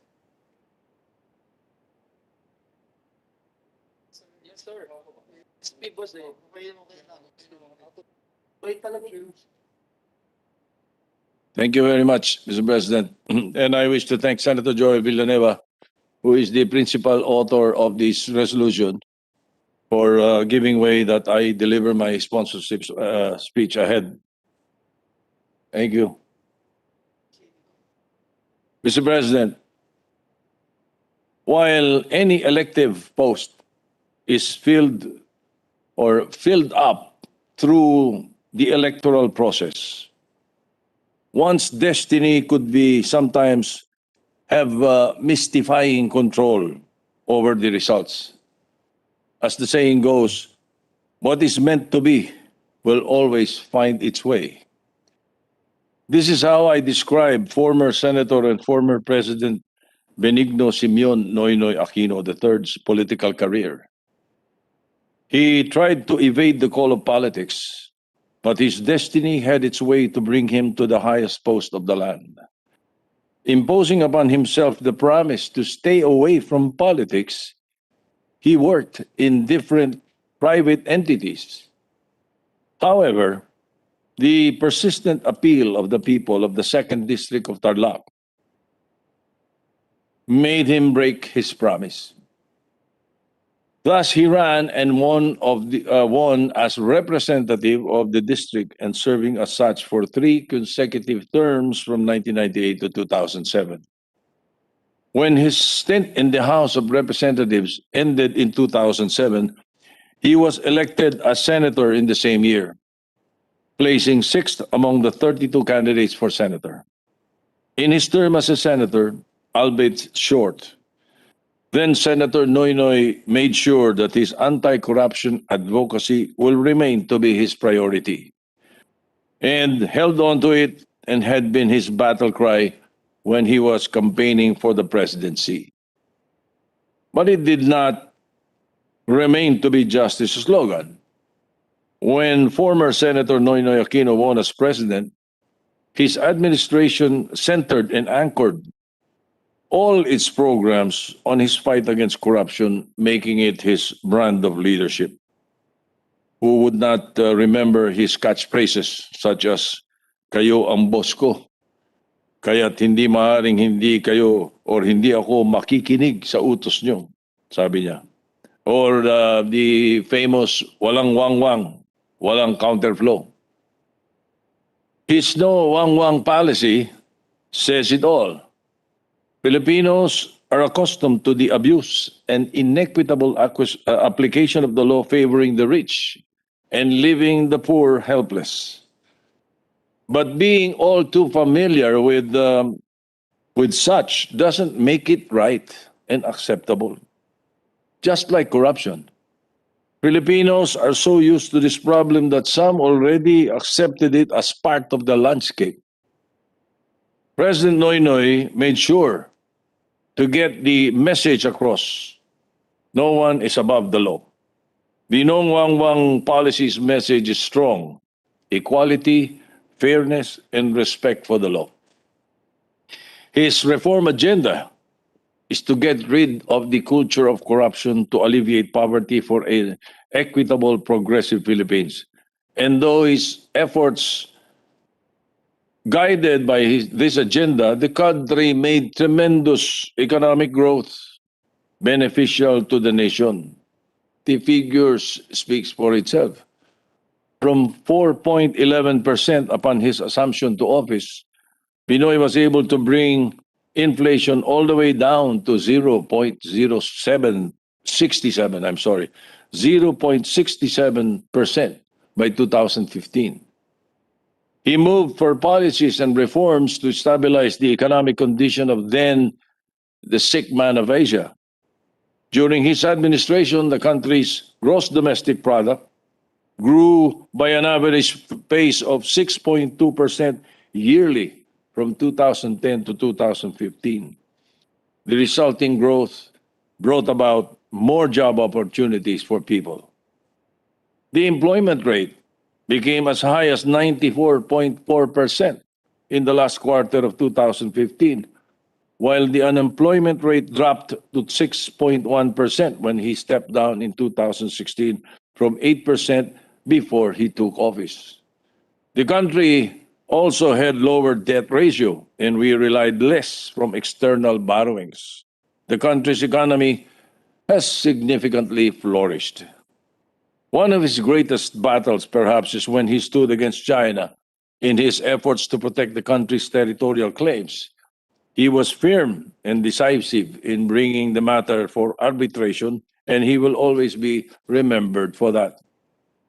Despite the affluence attached to the family name, President Noynoy Aquino stayed simple, noble, and sincere. He did not exude power when he had all the rights to be just that. President Noynoy Aquino chose to be humble, away from the fanfare of politics, just like how they were raised by their parents. And this was how he lived even after his term as the president. Going over all these legacies he left, all I can say is indeed, he fought a good fight. All of these for his beloved country and the Filipino people. The sudden passing of a young 61-year-old former president brings to mind a stanza from the poem of Thomas Gray, which reads thus: "The boast of heraldry, the pomp of power, and all that beauty, all that wealth e'er gave, await alike the inevitable hour. The path of glory lead but to the grave." Indeed, we need not ask for whom the bell tolls on some future date. As the Bible says, it will come like a thief in the night. President Noynoy had just left the port. He reminds us to prepare ourselves for the third or for the world of the spirit beyond the sea. Salamat po, President Pinoy. Paalam, and in view of the foregoing, I will later on ask that the resolution filed by Senator Villanueva and all the other resolutions that we filed be taken into consideration and adopted by the Senate. Thank you, Mr. President. Majority Leader. Thank you very much, Mr. President. May I recognize our distinguished colleague from the province of Bulacan, Northern Senator Joel Villanueva. Senator Villanueva is recognized. Thank you, Mr. President. Thank you, Mr. Majority Floor Leader. In the book of Job, chapter 1, verse 21, it says, "The Lord gave and the Lord has taken away. May the name of the Lord be praised." Mr. President, distinguished colleagues, it is my honor to sponsor Senate Resolution number 760, expressing the profound sympathy and sincere condolences of the Senate on the death of the former President Benigno Simeon Cojuangco Aquino III. On June 24, 2021, the 15th President of the Republic of the Philippines, Noynoy Aquino, passed away peacefully in God's hands. Today, we pause for a while to remember him, the great man, the transformational leader, and the nation's hero. Pinoy, the proud son of Tarlac and democracy icons Cory and Ninoy, devoted all his life to his one and only true love, the Filipino people. A love he chose to express in silence, out of the public eye, and without much fanfare after his fruitful presidential term ended. The whole nation mourns. The rest of the world saw once more what a Filipino is capable of and the ideals of our great country. More importantly, the death of the former president has allowed us to take a look at our society and ourselves as individuals in the face of the pandemic. Sa isang bansang batbat ng pagsubok at tigib ng pangamba dahil sa pandemya, ang pagpanaw ng dating leader ay tila isa pang mabigat na hagupit sa ating mga puso. Many hearts were broken, Mr. President, especially of his family, friends, and former colleagues. I was shattered in a million pieces, Mr. President. Bukod po sa nakasama natin, si Pangulong Noynoy, dating Congressman Noynoy Aquino sa Kamara, kasama nila dating Congressman Sani Angara, Congressman Subiri, Congressman Win Gatchalian, Congresswoman Risa Ontiveros, Congresswoman Cynthia Villar, Congressman Ralph Recto na ating Senate President pro tempore, Congresswoman Amy Marcos. Naging bahagi din po ako, Ginoong Pangulo, ng gabinete ni Pinoy mula 2010 hanggang 2015. Kasama po natin si dating MMDA Chair at ngayon Senator Francis Tolentino. Of course, Senator Lacson was also with us. Mr. President, hindi ko lamang siya naging boss kundi isang malapit na kaibigan. When my mom and beloved sister passed away last year, I asked, is it really possible for a lightning to strike the same place twice? And when Pinoy, whom I considered a friend, a brother, mentor, and compadre, died unexpectedly, I realized that lightning really does strike the same place repeatedly, devastating us twice and thrice over. Ang bigat sa loob na nararamdaman ng kairaming Pilipino ay marahil dahil na rin po sa kawalan ng pagkakataong makapagbigay man lang ng huling sulyap, huling pagpupugay, at pamamaalam sa yumaong presidenteng hinahangaan at naging inspirasyon nila. How can they forget their president who genuinely put his shoulder to the wheel, paving the daang matuwid, and bulldozed a wang-wang mentality? Despite his admission that the presidency requires the combined powers of Superman and Einstein, which he could never have, he certainly had exerted superhuman efforts for national redemption and progress. Sa loob po ng 6 na taon niyang panunungkulan, Tapat siyang naglingkod sa kanyang mga boss. Taglay ang paniniwalang kung walang korap, walang mahirap. In our cabinet meetings, kasama din si Senator Kiko Pangilinan, dun po sa Malacanang, he would always say that the presidency is a lonely and most thankless job in the world. Hanggang ngayon po, hindi ko pa rin po maintindihan kung paano niya nasabi ito noon, gayong ang bansang kanyang pinamumunuan ay kinikilala bilang Asia's Rising Tiger, Asia's Rising Star, at Asia's Bright Spot. Personally, Mr. President, I thank Pinoy for supporting TechBook, making it an instrument for national progress. And if I was TESDA man, Mr. President, he was the TESDA godfather. Sa isang event sa TESDA, naalala ko po, Ginoong Pangulo, matapos ang aking talumpati, bumulong po siya sa akin at sinabing hindi niya gusto ang isang bahagi ng sinabi ko sa mga TechBook graduates. Yung sungkitin nyo ang inyong mga pangarap. Sabi po niya, Ginoong Pangulo, pinaghihirapan daw ang pangarap, hindi sinusungkit lamang.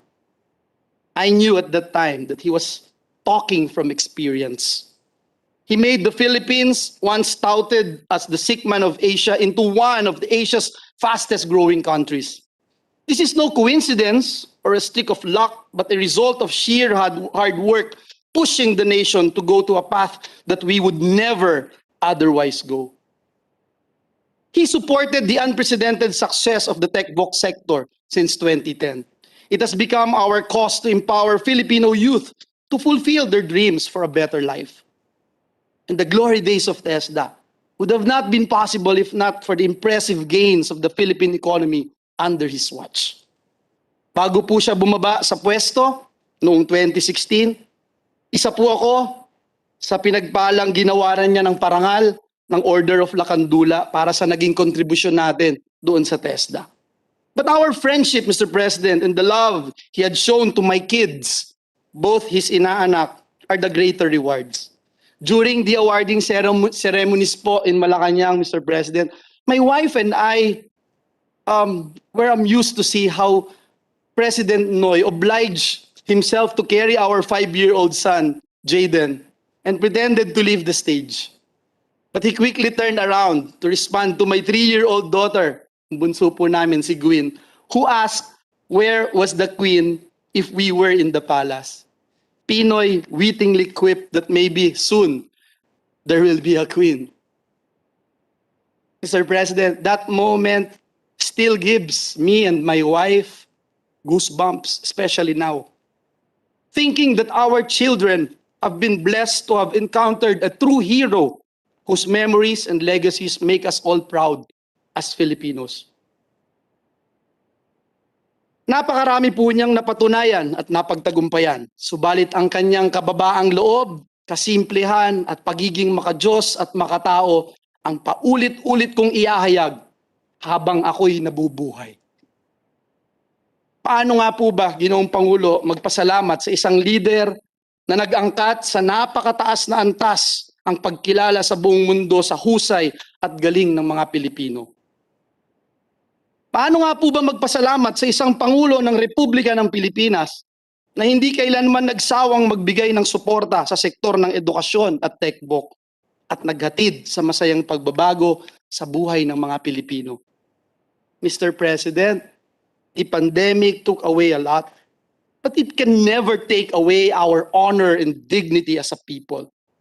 The death of former President Noynoy Aquino, who also once occupied this place as the people's senator, proved that to be true. The misinformation or fake news cannot cast doubt on the truth about Pinoy. Time will come, a fair assessment of his administration will bear the truth of his great achievements, brave decisions, and moral leadership. We miss him since the day when he decided to live as Citizen Noy. The man we once knew as eloquent and who was morally uncompromising in his arguments, chose to live a modest and private life at their family residence in Times Street.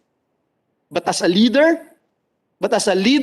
who bequeathed an administration to his successor, silence is honorable and brave. Let me end, Mr. President, with a quote from the book of Simon Sinek, and I quote, "And when our lives are over, those who joined us on the path to fulfillment will keep going without us and inspire others to join them too." In his fifth SONA, Mr. President, in 2014, Pinoy said, "The Filipino is worth fighting for." The fight continues not because he fell by the wayside, but because he had already led the rest of us into the future where our faith is strong and we serve as each other's strength. Pinoy, nilisan mo kami, subalit iniwan mo sa amin ang iyong laban.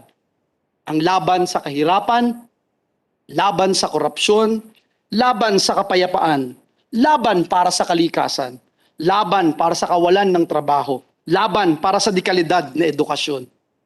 Ang laban mo ay laban ng bawat Pilipinong labis na naniniwala sa iyo at lubos mong nabago. Maraming salamat, Pinoy. Paalam, Pangulong Noy, mula sa aming lahat, ang pinaglaban at minahal mong Pilipinas. Maraming salamat po, Ginoong Pangulo.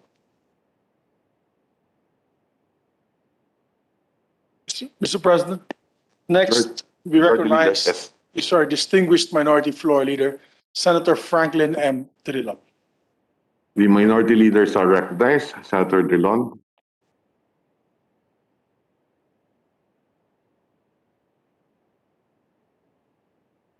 Thank you, Mr. President.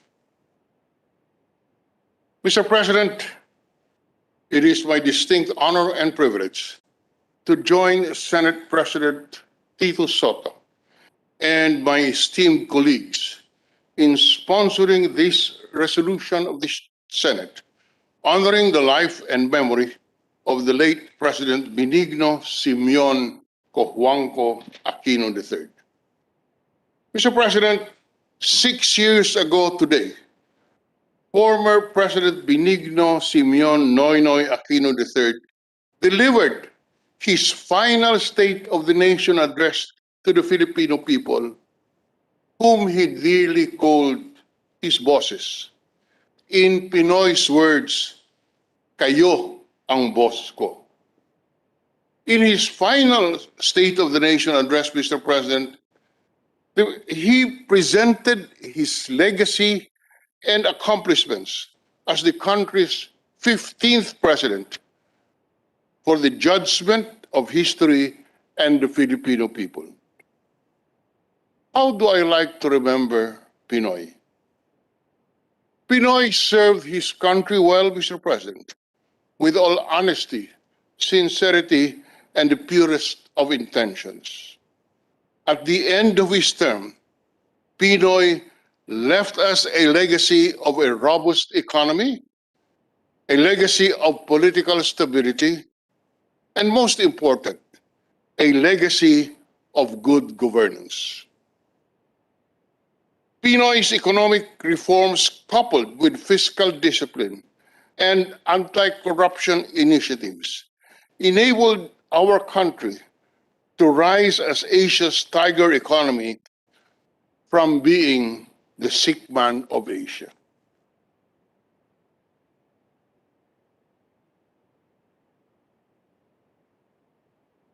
I am thankful, Mr. President, for the opportunity of having worked with President Aquino during his incumbency. I had the responsibility of steering our august chamber during the second half of the Aquino administration. Allow me, for the record, to name some of the landmark laws that this chamber passed during the term of President Aquino that changed the future of our nation and the lives of our countrymen. The GOCC Governance Act, the Responsible Parenthood and Productive Health Act, the Sin Tax Reform Law, the Philippine Competition Act, the amendments to the Cabotage Law, the law that allowed full entry of foreign banks into the country, the act amending the Foreign Investments Negative List, the Tax Incentives Monitoring and Transparency Act, or TIMTA, the Go Negosyo Law, the Customs Modernization and Tariff Act, the law increasing the tax exemption cap for the 13th month pay and other benefits from the 30,000 level to 82,000. The K-12 Act, the Scholar ng Bayan Act, the Unified Student Financial Assistance System, or UNIFAST, the Ladderized Education Act, the Open Learning and Distance Education Act, and the Open High School Systems Act, among others. Mr. President, I attribute the passage of these laws to the strong political will of President Aquino and the harmonious relations between Congress and the executive. As a member of this august chamber from 2007 until became president in 2010, Pinoy had deep respect for this institution and the esteemed senators. Pinoy also put the poor first.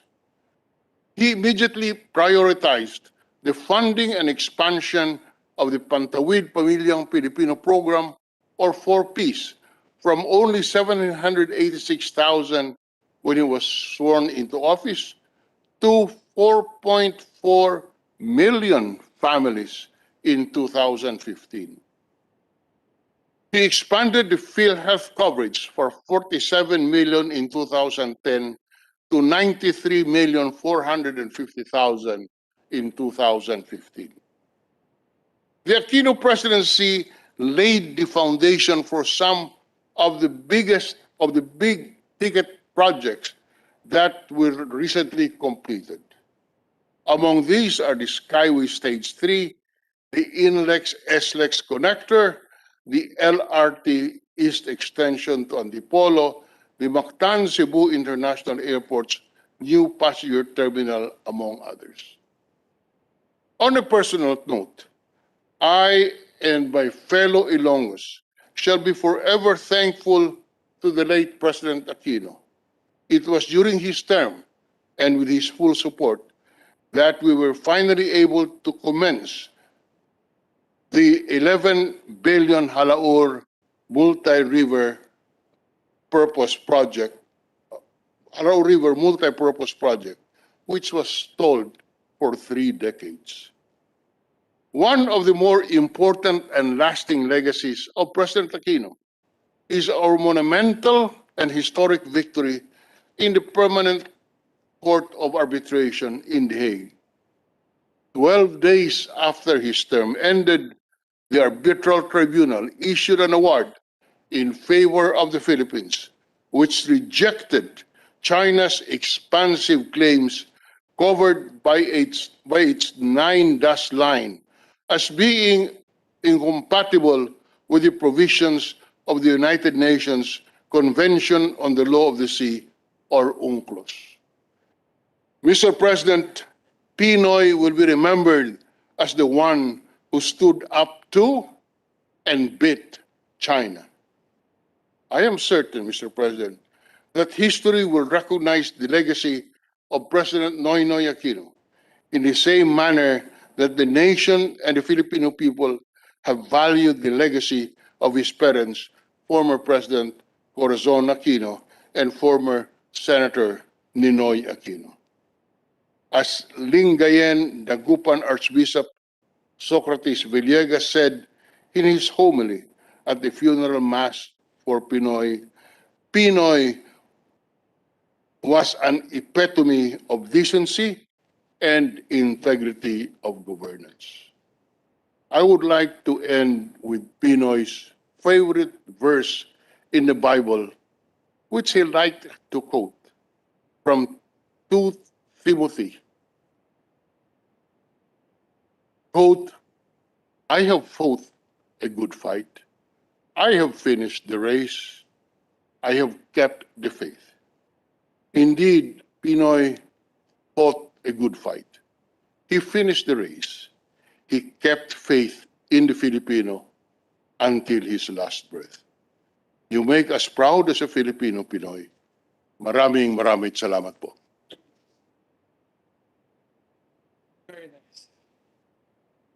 President, Mr. President, may we now recognize Senator Francis Kiko Pangilinan, after which will be Senator Rizon Tiveros and Senator Grace po.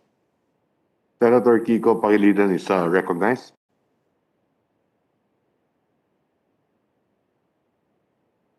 Yes, thank you. Thank you, Mr. Senate President Pro Tem. Thank you, Majority Leader, distinguished colleagues. Magandang hapon.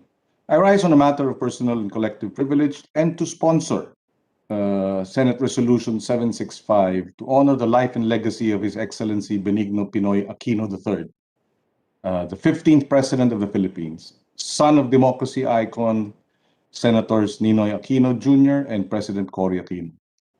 While his father famously said, the Filipino is worth dying for, and his mother, the Filipino is worth living for, Pinoy served us all exceedingly well by living the mantra, the Filipino is worth fighting for. One of President Aquino's most significant fights for the Filipino is the fight for Philippine sovereignty over the West Philippine Sea against our giant neighbor, and we won.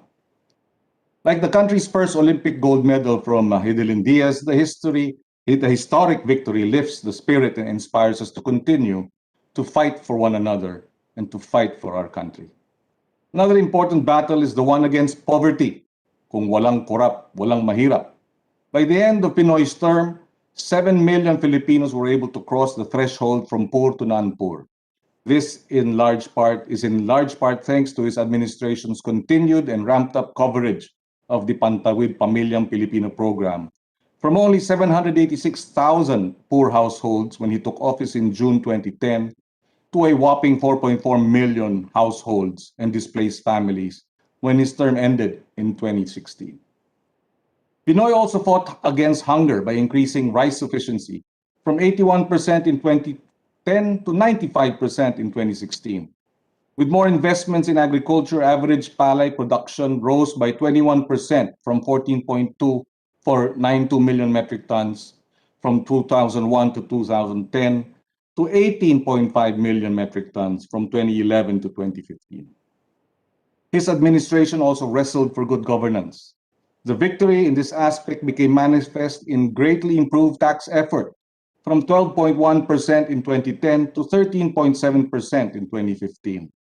Noteworthy is that this was achieved by efficient tax collection, consistently going after tax evaders, and with the exception of the sin tax law, without imposing new taxes. The sin tax law, which caused PhilHealth coverage to dramatically expand from 51% in 2010 to cover 92% as of December 2015. So together with victory after victory, net foreign direct investments long jumping from $1.07 billion in 2010 to $5.74 billion in 2014, nearly a five-fold jump, a phenomenal 436% increase, and the highest ever recorded level since 2005. Public-private partnerships worth $194.87 billion and double those awarded in the preceding 3 administrations. Infrastructure development, reduced cost of doing business, among others.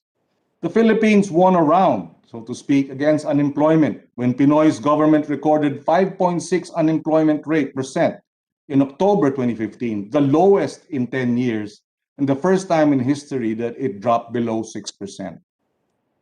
And this is the gold medal for good governance, transforming the Philippines from being the sick man of Asia to being hailed as one of the fastest growing economies in the entire world. The economy grew by an average of 6.2% from 2010 to 2015, the highest 6-year average growth since 1978.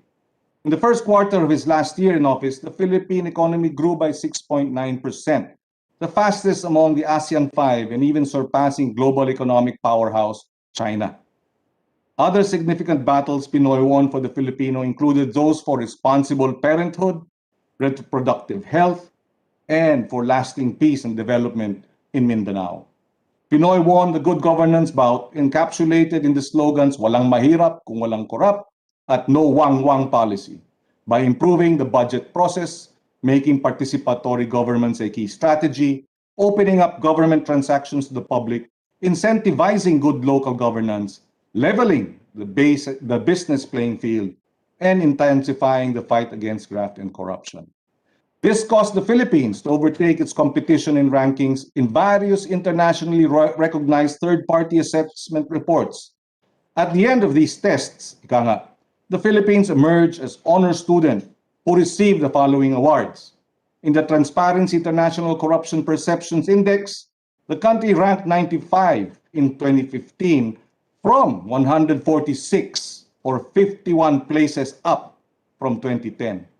Our World Bank Ease of Doing Business ranking rose to 103 in 2016 from 144 in 2010, or 41 places up.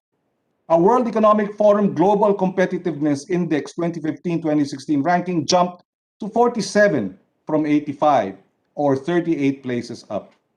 In the Heritage Foundation Economic Freedom Index, the country ranked 70th in 2016 from 109 in 2010, or 39 places up.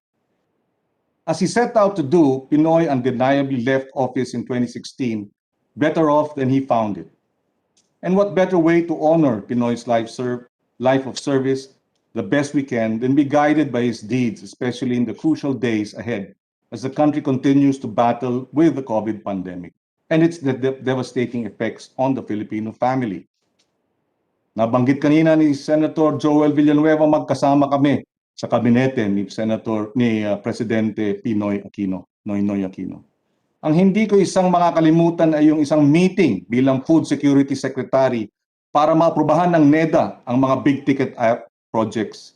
Hinanda ko ang sarili ko para mapresenta ang mga proyekto ng National Irrigation Administration bilang chairman of the board. I was warned by the cabinet that Pinoy, contrary to the noy-noying tag, was very, very meticulous, especially about how it was to spend people's money. Although feeling ko, sanay na rin naman akong magdepensa ng mga bill sa Senado. Ang hinihi ko sa NEDA nung araw na yon ay ang approval ng 15 billion balog-balog high dam project sa kanyang probinsya ng Tarlac sa San Jose Municipality. So nag-umpisa ang meeting ng mga 11 a.m. at matatapos pala ito ng 1 a.m. sa susunod na araw. I was one of the first to present. Pinoy asked me the type of dam to be constructed, whether it ought to be a high dam or a series of cascading dams. Ano ba ang mas appropriate? Sinabi ko high dam, kinumbinsi ko siya, pinesenta ko ang pros and cons. Ngunit hindi siya nakumbinsido sa aking presentation, ni-reject ang proposal ko at sabi niya hanggang hindi nasasagot yung ilang mga katanungan niya ay isantabi muna yung proyekto sa susunod na meeting.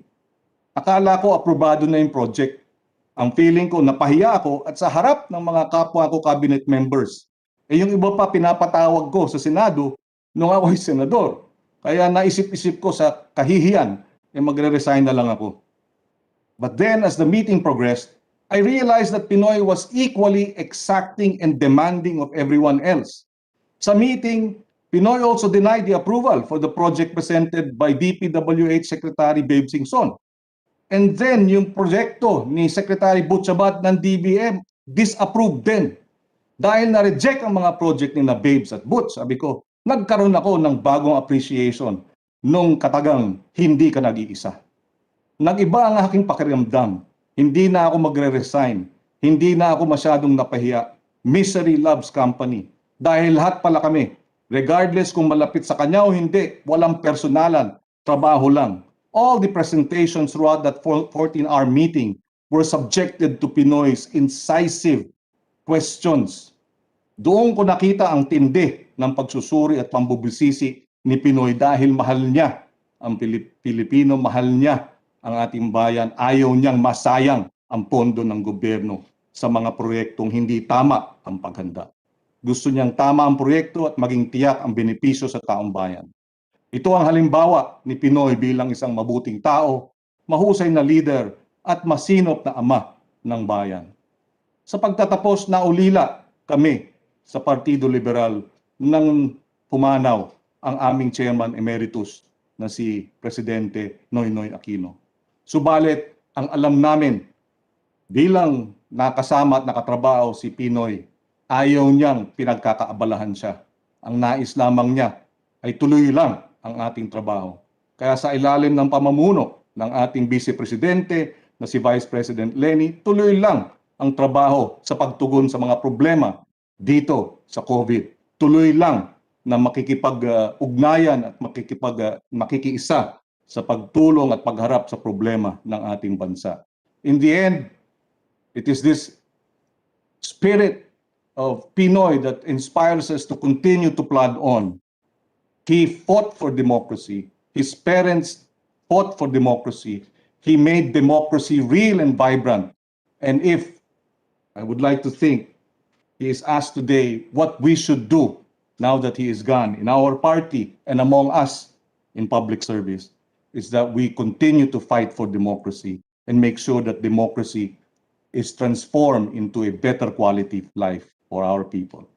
It is in this spirit and hope that we move for the adoption of our Senate resolution together with other Senate resolutions honoring the life and legacy of His Excellency Benigno Simeon Noynoy Aquino III, the 15th President of the Republic of the Philippines. Maraming salamat. Thank you, Senator Kiko.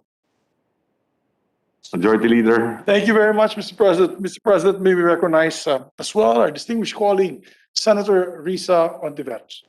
Senator Risa is recognized. Thank you, Mr. President. It is with gratitude that I co-sponsor Resolution number 760, honoring the life of President Benigno Noynoy Aquino, a former president and a beloved friend. Dahil po kay Hidilyn Diaz na binuhat hindi lang ang 127 kilograms, kundi ang buong sambayanan, I'm called to remember how Pinoy was a true fan of the Filipino athlete. Sabi niya, naway maging bukal kayo ng inspirasyon para sa inyong mga kababayan.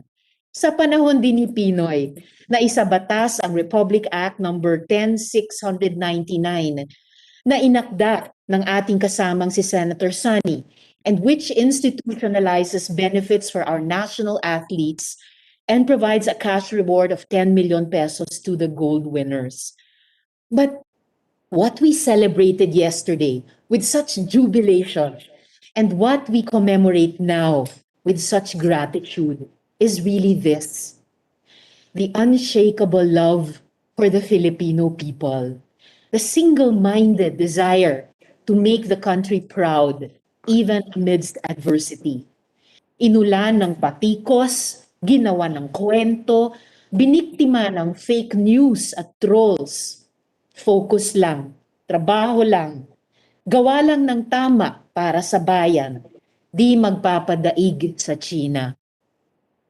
In the weeks after Pinoy's death, we all saw a tremendous rollout of stories in social media from people who had worked closely with him. The vignettes covered many aspects of his life and habits as our president, but they all speak to his brand of hard work and commitment to excellence, even in the details. This is a legacy that the troll infrastructure sought to destroy, but ultimately couldn't. As a woman's rights advocate, I will always remember the careful attention, dogged argumentation, and invaluable political support he gave to the eventual passage of the hard-fought reproductive health law. President Pinoy's legacy looms large before us, a seemingly ordinary man who did extraordinary things for the country. This is a legacy we should all strive to uphold. But as Hidilyn's win should open the pathway for more Filipino Olympic medalists, Pinoy's legacy should inspire leaders who will do right by our country and lift us all up to gold. Salamat, Pinoy. With the Filipino people, we in Akbayan Party will always hold your memory with gratitude, pride, and fighting spirit. Lastly, with Mr. President, with the kind indulgence of the Senate President, may I move to spread into the record the sponsorship speech of Senator Laila De Lima. Salamat po, Ginoong Pangulo. Thank you, Senator Risa. Majority Leader. Thank you very much, Mr. President. May we also recognize our distinguished colleague, Senator Grace Poe. Senator Grace is recognized. Thank you, Mr. President. With the permission of the primary authors, I would like to co-author the resolution honoring President Benigno Aquino Jr. Mr. President, our family has never been involved in politics until my father ran in 2004. Unfortunately, he passed shortly after that. So as early as 2010, I was approached by the party mates of then Senator Noynoy Aquino to possibly join their senatorial slate. My mother, when I consulted her, told me, "There's no way you're going to run for the Senate. You have no experience in government. Until you have that experience in government, you shouldn't even aim to run for any elective post." So I was actually in a quandary because the ones that were pushing me to run were saying, that's the way you can continue the dreams of your father and his legacy. Anyway, of course, Noynoy Aquino won for president. I did not campaign for him, mainly because there were also other candidates who were family friends of ours at that time. So I was surprised that within a few months, I was asked and called if I would be interested to head the Movie and Television Review and Classification Board. Of course, for me, that was such a great opportunity because the world of showbiz and entertainment is the world that I am very familiar with and that I deeply cared about and continue to care. So it was really an honor and a privilege. And so I accepted. Now, my stint at the MTRCB wasn't very easy. As you know, it's very difficult to reconcile different views and also drawing the line between censorship and self-regulation. But thankfully, we were able to weather that. And I think maybe he recognized our efforts. And so in less than 2 years, he asked me to join the Senate slate. And so my mom said, well, now you have that government experience. Bahala ka as long as wag mo akong pahiyain. So I joined. And then in the Senate, of course, I was lucky to have made it. In my first year, I was appointed to be the head of the Committee on Public Order and Dangerous Drugs. And also, I was assigned a subcommittee by Senator Surge, who was then chairman of the Committee on Public Services, to head a subcommittee of the Committee on Public Services that dealt with transportation. Needless to say, those two committees had to do a lot of oversight and investigations. And in many instances, I really clashed with the views of the administration. Number one, with the inefficiencies of the MRT, how it was being run negligently. And then also, aside from that, because of public order, I had to investigate several individuals in the PNP, particularly the chief of police then.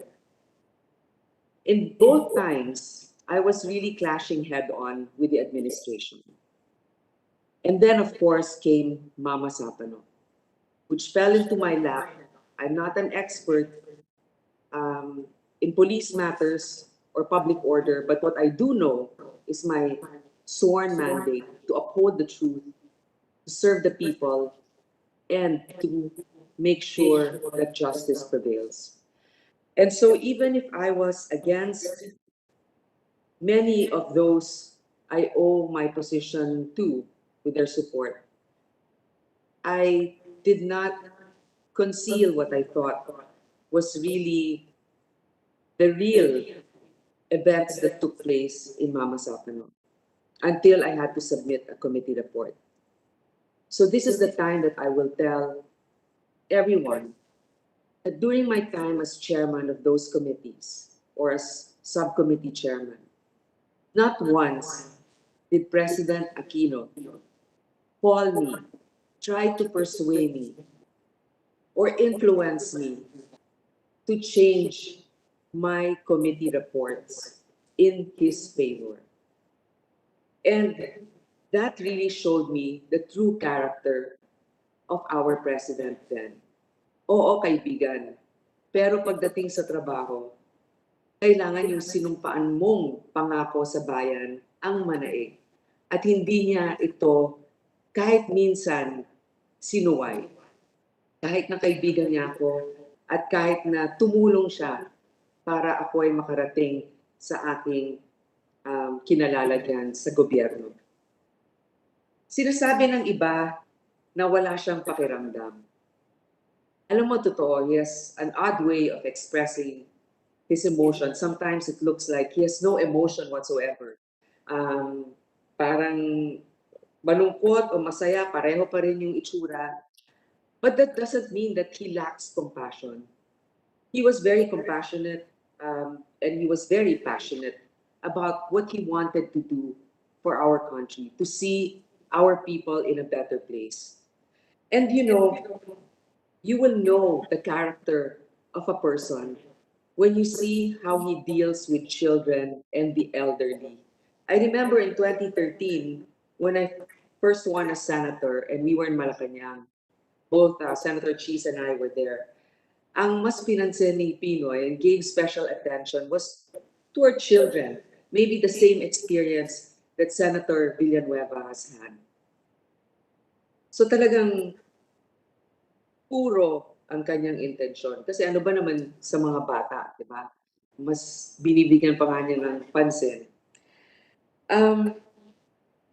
Pag sinasabi, nung panahon ni Pinoy, ang Pilipinas, umakyat, tumaas at gumanda ang ekonomiya.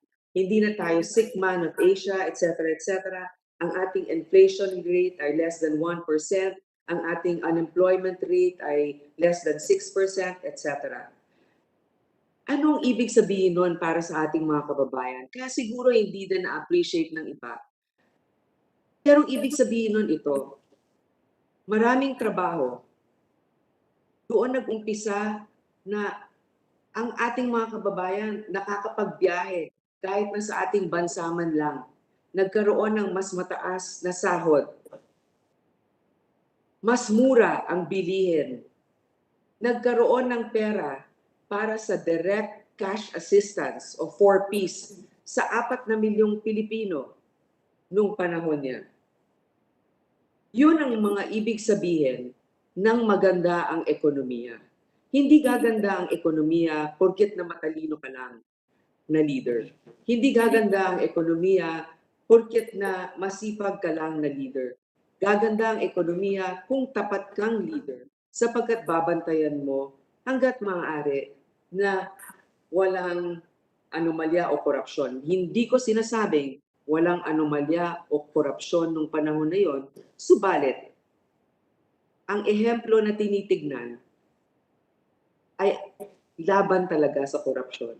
So medyo nagpipigil pa ang iba. Malalaman natin yan sapagkat ang corruption index natin noon ay mas maganda. So siguro maraming mga hamon talaga ngayon na kakaiba, katulad nitong pandemya.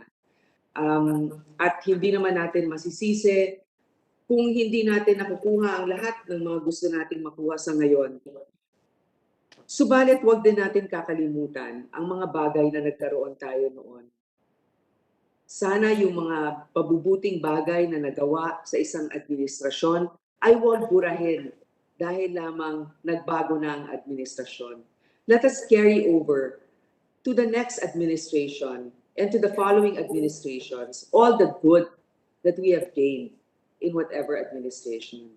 Not because of any political divisions, but because we love our country, maybe equally, but in different ways we show it.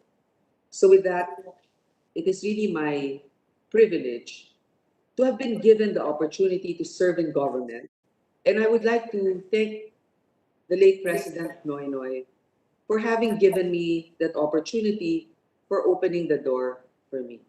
Thank you. Thank you, Senator Paul. Majority Leader. Senator Tolentino is recognized. Thank you, Mr. President. I manifest my intention of associating myself with Senate Resolution numbers 760, 761, 763, 764, and 765, expressing profound sympathy and sincere condolences of the Senate on the death of the 15th President of the Republic of the Philippines. Mr. President, when I learned this morning that this is going to be the agenda for today, I called from my small library a copy of my oldest book, Mr. President. This was printed June 8, 1865, Mr. President, 2 months after the death of Abraham Lincoln. Mr. President, the title of the book is Eulogy of Abraham Lincoln by Henry Deming. And what caught my attention, Mr. President, was that upon the death of President Lincoln, a select committee on the death of the president was formed by the legislature of Connecticut, Mr. President. And I glanced through this eulogy, nakakalungkot, subalit nararapat lang pong magbanggit ako ng ilang bagay na perhaps not known to many, Mr. President. Mr. President, if you may please, Your Honor, and the members of this chamber, from Time Street to Capitol Medical Center, to the Heritage Park, to the Ateneo Katipunan, and to the Manila Memorial Park, to the booming 29-gun salute, to the dirge, anthem, and lamentation, President Noynoy Aquino has reached that silent home of all the living, which, quoting from the book that I mentioned a while ago, authored by Mr. Deming, buries every error, covers every defect, and extinguishes every resentment, unquote. And after life's fitful fever, he sleeps well. Nothing can disturb him forever. Mr. President, si Noynoy Aquino po ay naging kaibigan ko at itinuturing kong kaibigan. Although others may consider that we had some political differences, friendship will endure. Friendship will endure, and politics would be fleeting, Mr. President. I first knew the former president in 1977, Mr. President. Matagal-tagal na po yun. Nakasama ko po sa kolehiyo at ang galing po tayo sa probinsya, sa Cavite, noon lang po ako nakakita ng kotse, yung Crown na mayroong refrigerator, freezer sa likod. Kaya lagi kong pinabubuksan yung trunk. That was 1977, Mr. President. And as explained by our colleagues, he was a simple man. He was a simple man, a strict man. And I know that he won't be swayed by influences. There was a time, Mr. President, when he was a member of this chamber that I tried to get in touch when the 3rd District of Cavite was being redistricted into another district. I tried to get his attention that Silang should not be separated from Tagaytay and Amadeo. Wala po akong narinig na oo, hindi. Pinakiusap ko lang. I explained to him that there are barrios in Silang that cannot be reached through another highway except if you exit through Tagaytay. Akala ko po ma-approve. Ang nangyari po, Mr. President, hiniwalay din yung Silang. Hiniwalay din yung Amadeo. Naisip ko noon, baka si Senator Noynoy Aquino ay ayaw talagang magpa-impluwensya. Pero kahit anong isip ko po, ako naman po ngayon ang nandun sa Senate Committee on Local Government na hinawakan niya before, ay palagay ko yung Silang talagang kasama po dapat ng Tagaytay. Kasi sa amin namamalengke yung mga tiga-Silang, etc., etc. But be that as it may, Mr. President, it showed the character of the former president. that if it is now a decision of the committee, it can no longer be changed. It has gone through the process, and that is what made him really a man of character, Mr. President. Mr. President, when I was appointed as MMDA chairman, I had no immediate instructions emanating from him. What I did, Mr. President, and I intimated this to Senator De La Rosa, was that I activated a task force Landas, whose main job is to provide a clearer pathway for presidential motorcades, knowing fully well, Mr. President, na bawal ang wangwang, bawal ang counterflow, but that task force Landas endured, Mr. President, and it's now part of the Presidential Security Group, Mr. President. They're still in Malacanang, even to this day, escorting the current President Duterte. But I remember, Mr. President, Pinoy, he was the one who taught me how to eat mamunlok. Hindi naman ako kumakain ng ganang kalaking siopaw. Pati yung mami. And he was the one who encouraged me to eat pancake, Mr. President, kasi malapit sa bahay niya, may pancake doon. So, Mr. President, there are a lot of things I can remember as I recollect my friendship with our deceased colleague. He's a good man. And I reiterate, friendship will endure. Politics would be fleeting. Politics would be provisional. And I just hope, Mr. President, dahil ginawa niya akong MMDA, nauna na po siya sa langit, Mr. President. I hope he will assure us that he will pave the way. He will fix the traffic lights as we go to heaven. He will fix the intersections, the yellow boxes. The enforcer should be there as we make our way to heaven, and looking forward to seeing him again, Mr. President. God bless President and former Senator Noynoy Aquino. May you rest in peace.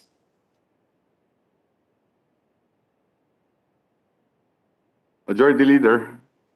Thank you, Senator Tolentino. And Mr. President, finally, we have our colleague from Aurora, Senator Sani Angara, Mr. President. Senator Sani Angara is recognized. Thank you, Mr. President. Thank you, Majority Leader. I'd like to associate myself with the resolution sponsored by our colleagues, our good friend, Senator Joel, and the former Senate President, Senator Frank, the Minority Leader, and our Senate President, of course, Senate President Tito Soto. I'd like to associate myself with their remarks. Senator Kiko, Senator Risa, Senator Grace, Senator Tol as well. I don't think I can add too much on the work. I think that's well documented on his legacy. I think if I could sum it up, Mr. President, it would be that he lived his campaign slogan. He was really talagang may integridad po bilang isang leader, bilang isang tao. Makita mo simpleng-simple lang po ang kanyang lifestyle, ang kanyang pananamit, ang kanyang mga kinakainan, in fact. So I think his greatest legacy is talagang, kung legacy ang pinag-uusapan, yung sa usaping pananalapi or fiscal or financial policy po, Mr. President. Makikita po yun. Binanggit po ni Minority Leader Frank Drilon yung lahat ng batas na napasa because he was Senate President for a portion, or I think during a good portion of the Aquino presidency. We're fortunate to have shepherded some of those legislations. Pero yun pong pag-invest po sa ating mamamayan, we're talking about human development, ando dun po yun, yung naging basehan yun dahil maingat nga as mentioned by our colleagues, maingat po sa pananalapi si President Noy. So pag nakita natin, nandun po yung resulta eh. Because of good fiscal policy, mas maraming salapi ang gobyerno para ilaan sa mga polisiya na pangtao tulad ng CCT yun ay inumpisahan nung dating yung administration before President Noy, but it only catered to a few thousand families, I think at the most a few 100,000. No?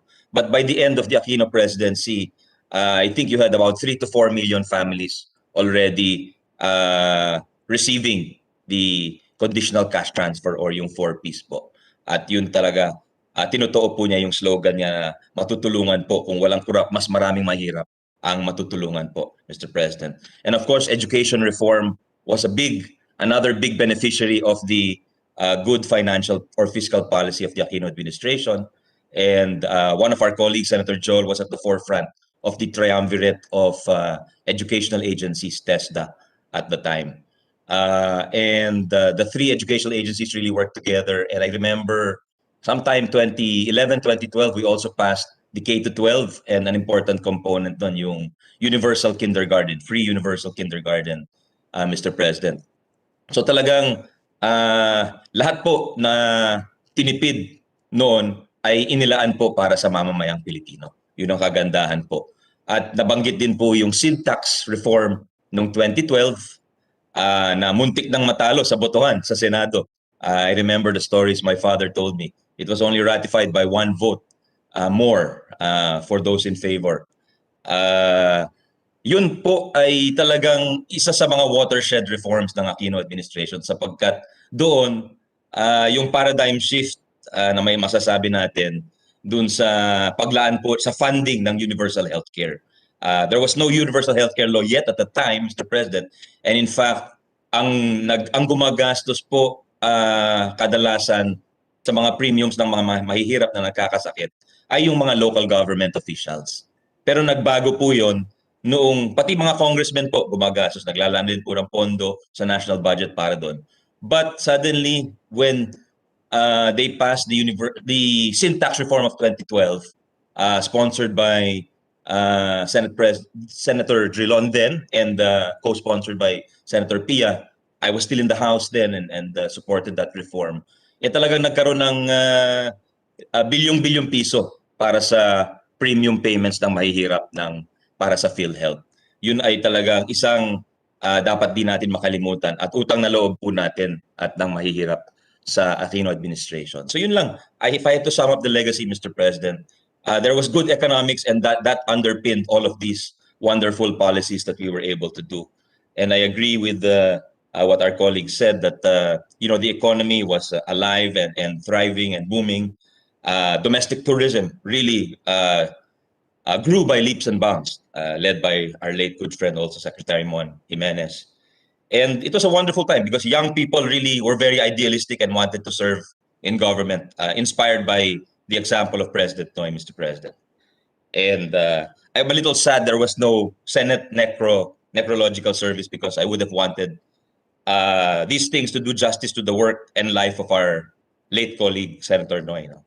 And like Senator Risa, we entered Congress at the same time, House of Representatives, in 2004. That's the 13th Congress, Mr. President, if I'm not mistaken. And that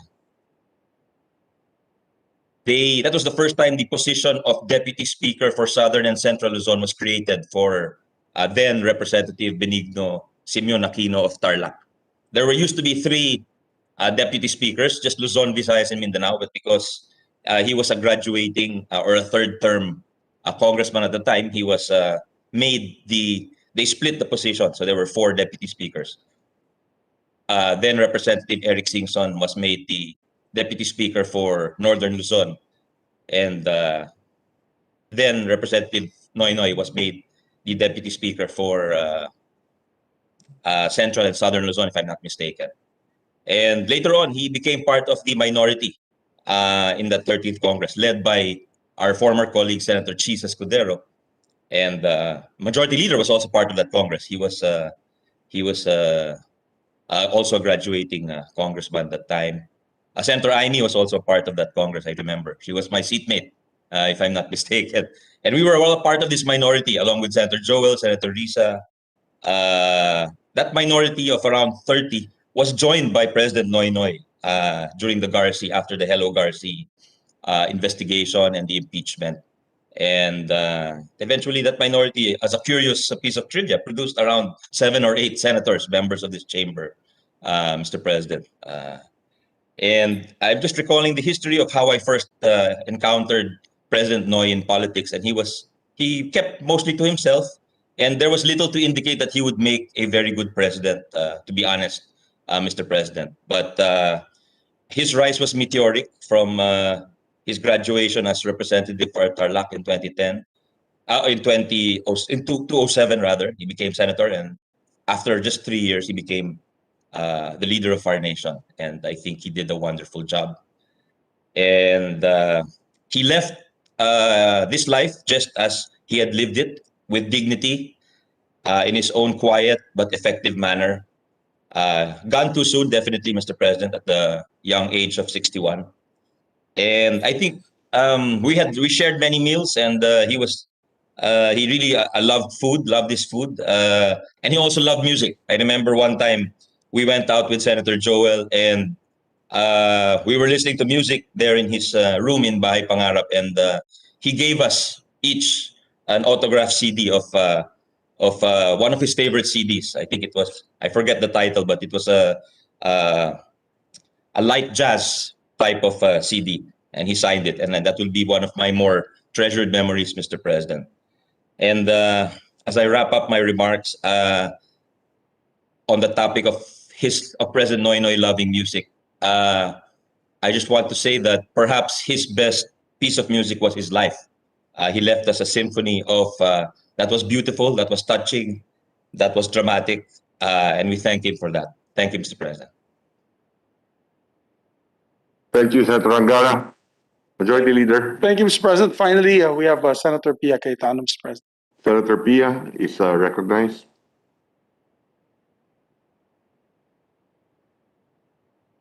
Thank you, Mr. President.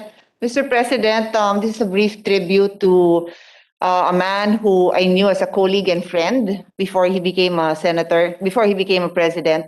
Mr. President, I'd like to specifically touch on one area that I think has not been mentioned yet today, and this would be his support for the reproductive health bill, which eventually became a law. He was president at the time that Congress held the debates on the reproductive health bill, and I was the sponsor of that bill.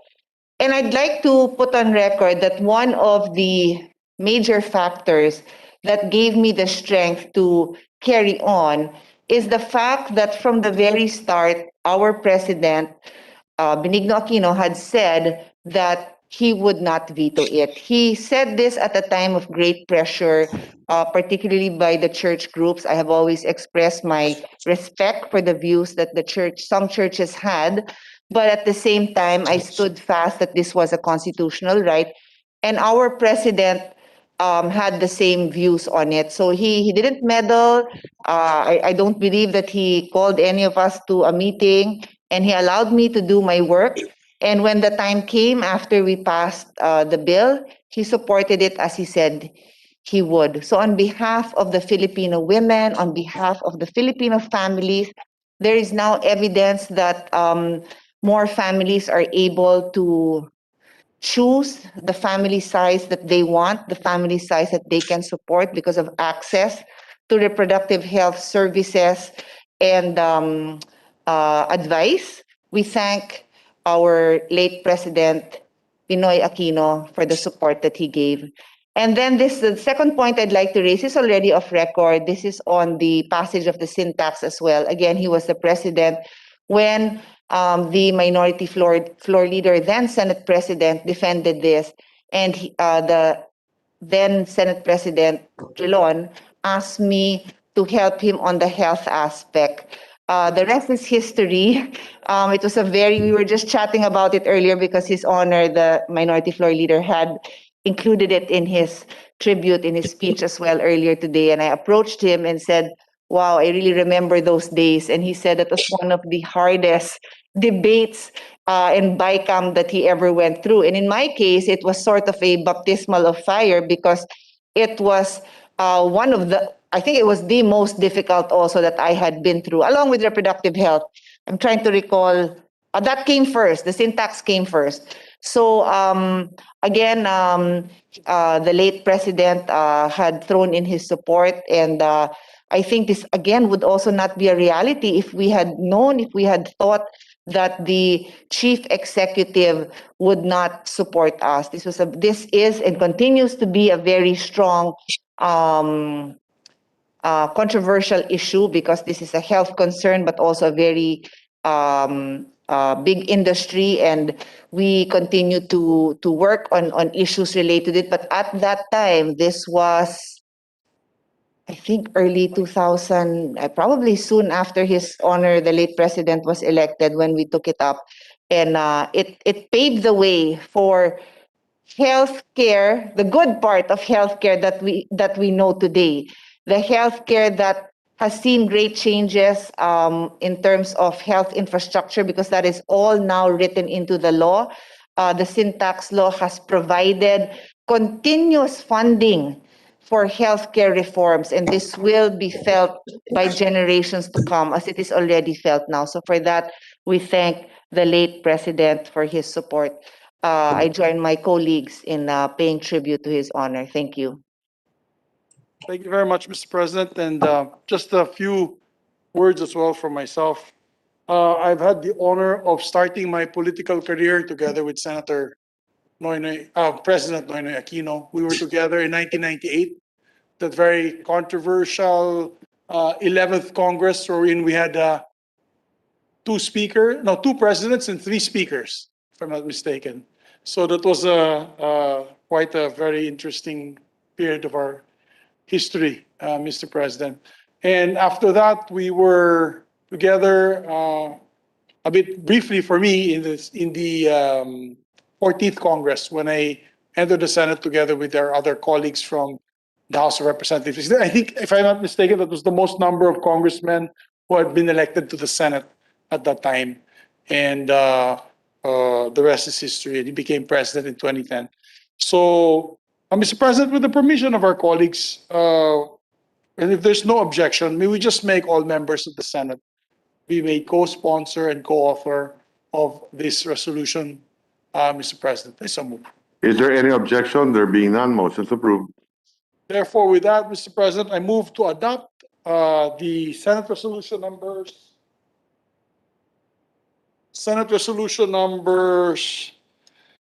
760, taking consideration 761, 763, 764, 765. Make all members the sponsors and authors of this with the permission of the office, Mr. President, subject to stand. Is there any objection? There being none, motion's approved. Thank you very much, Mr. President. Before we adjourn, just a reminder to our colleagues, we do have a all-member caucus to discuss our calendar in the lounge, and of course the Zoom will still continue, or the online session will still continue, but we'll transfer the connection to the lounge so that we can discuss openly on several issues. And in deference of the passing of our former colleague, the former President, Senator Congressman Benigno Simeon Aquino III, we move, Mr. President, that we adjourn session until 3 o'clock in the afternoon of Wednesday, July 28, 2021. So, Is there any objection? There being none, motion is approved. Session is adjourned. thank you very much, Mr.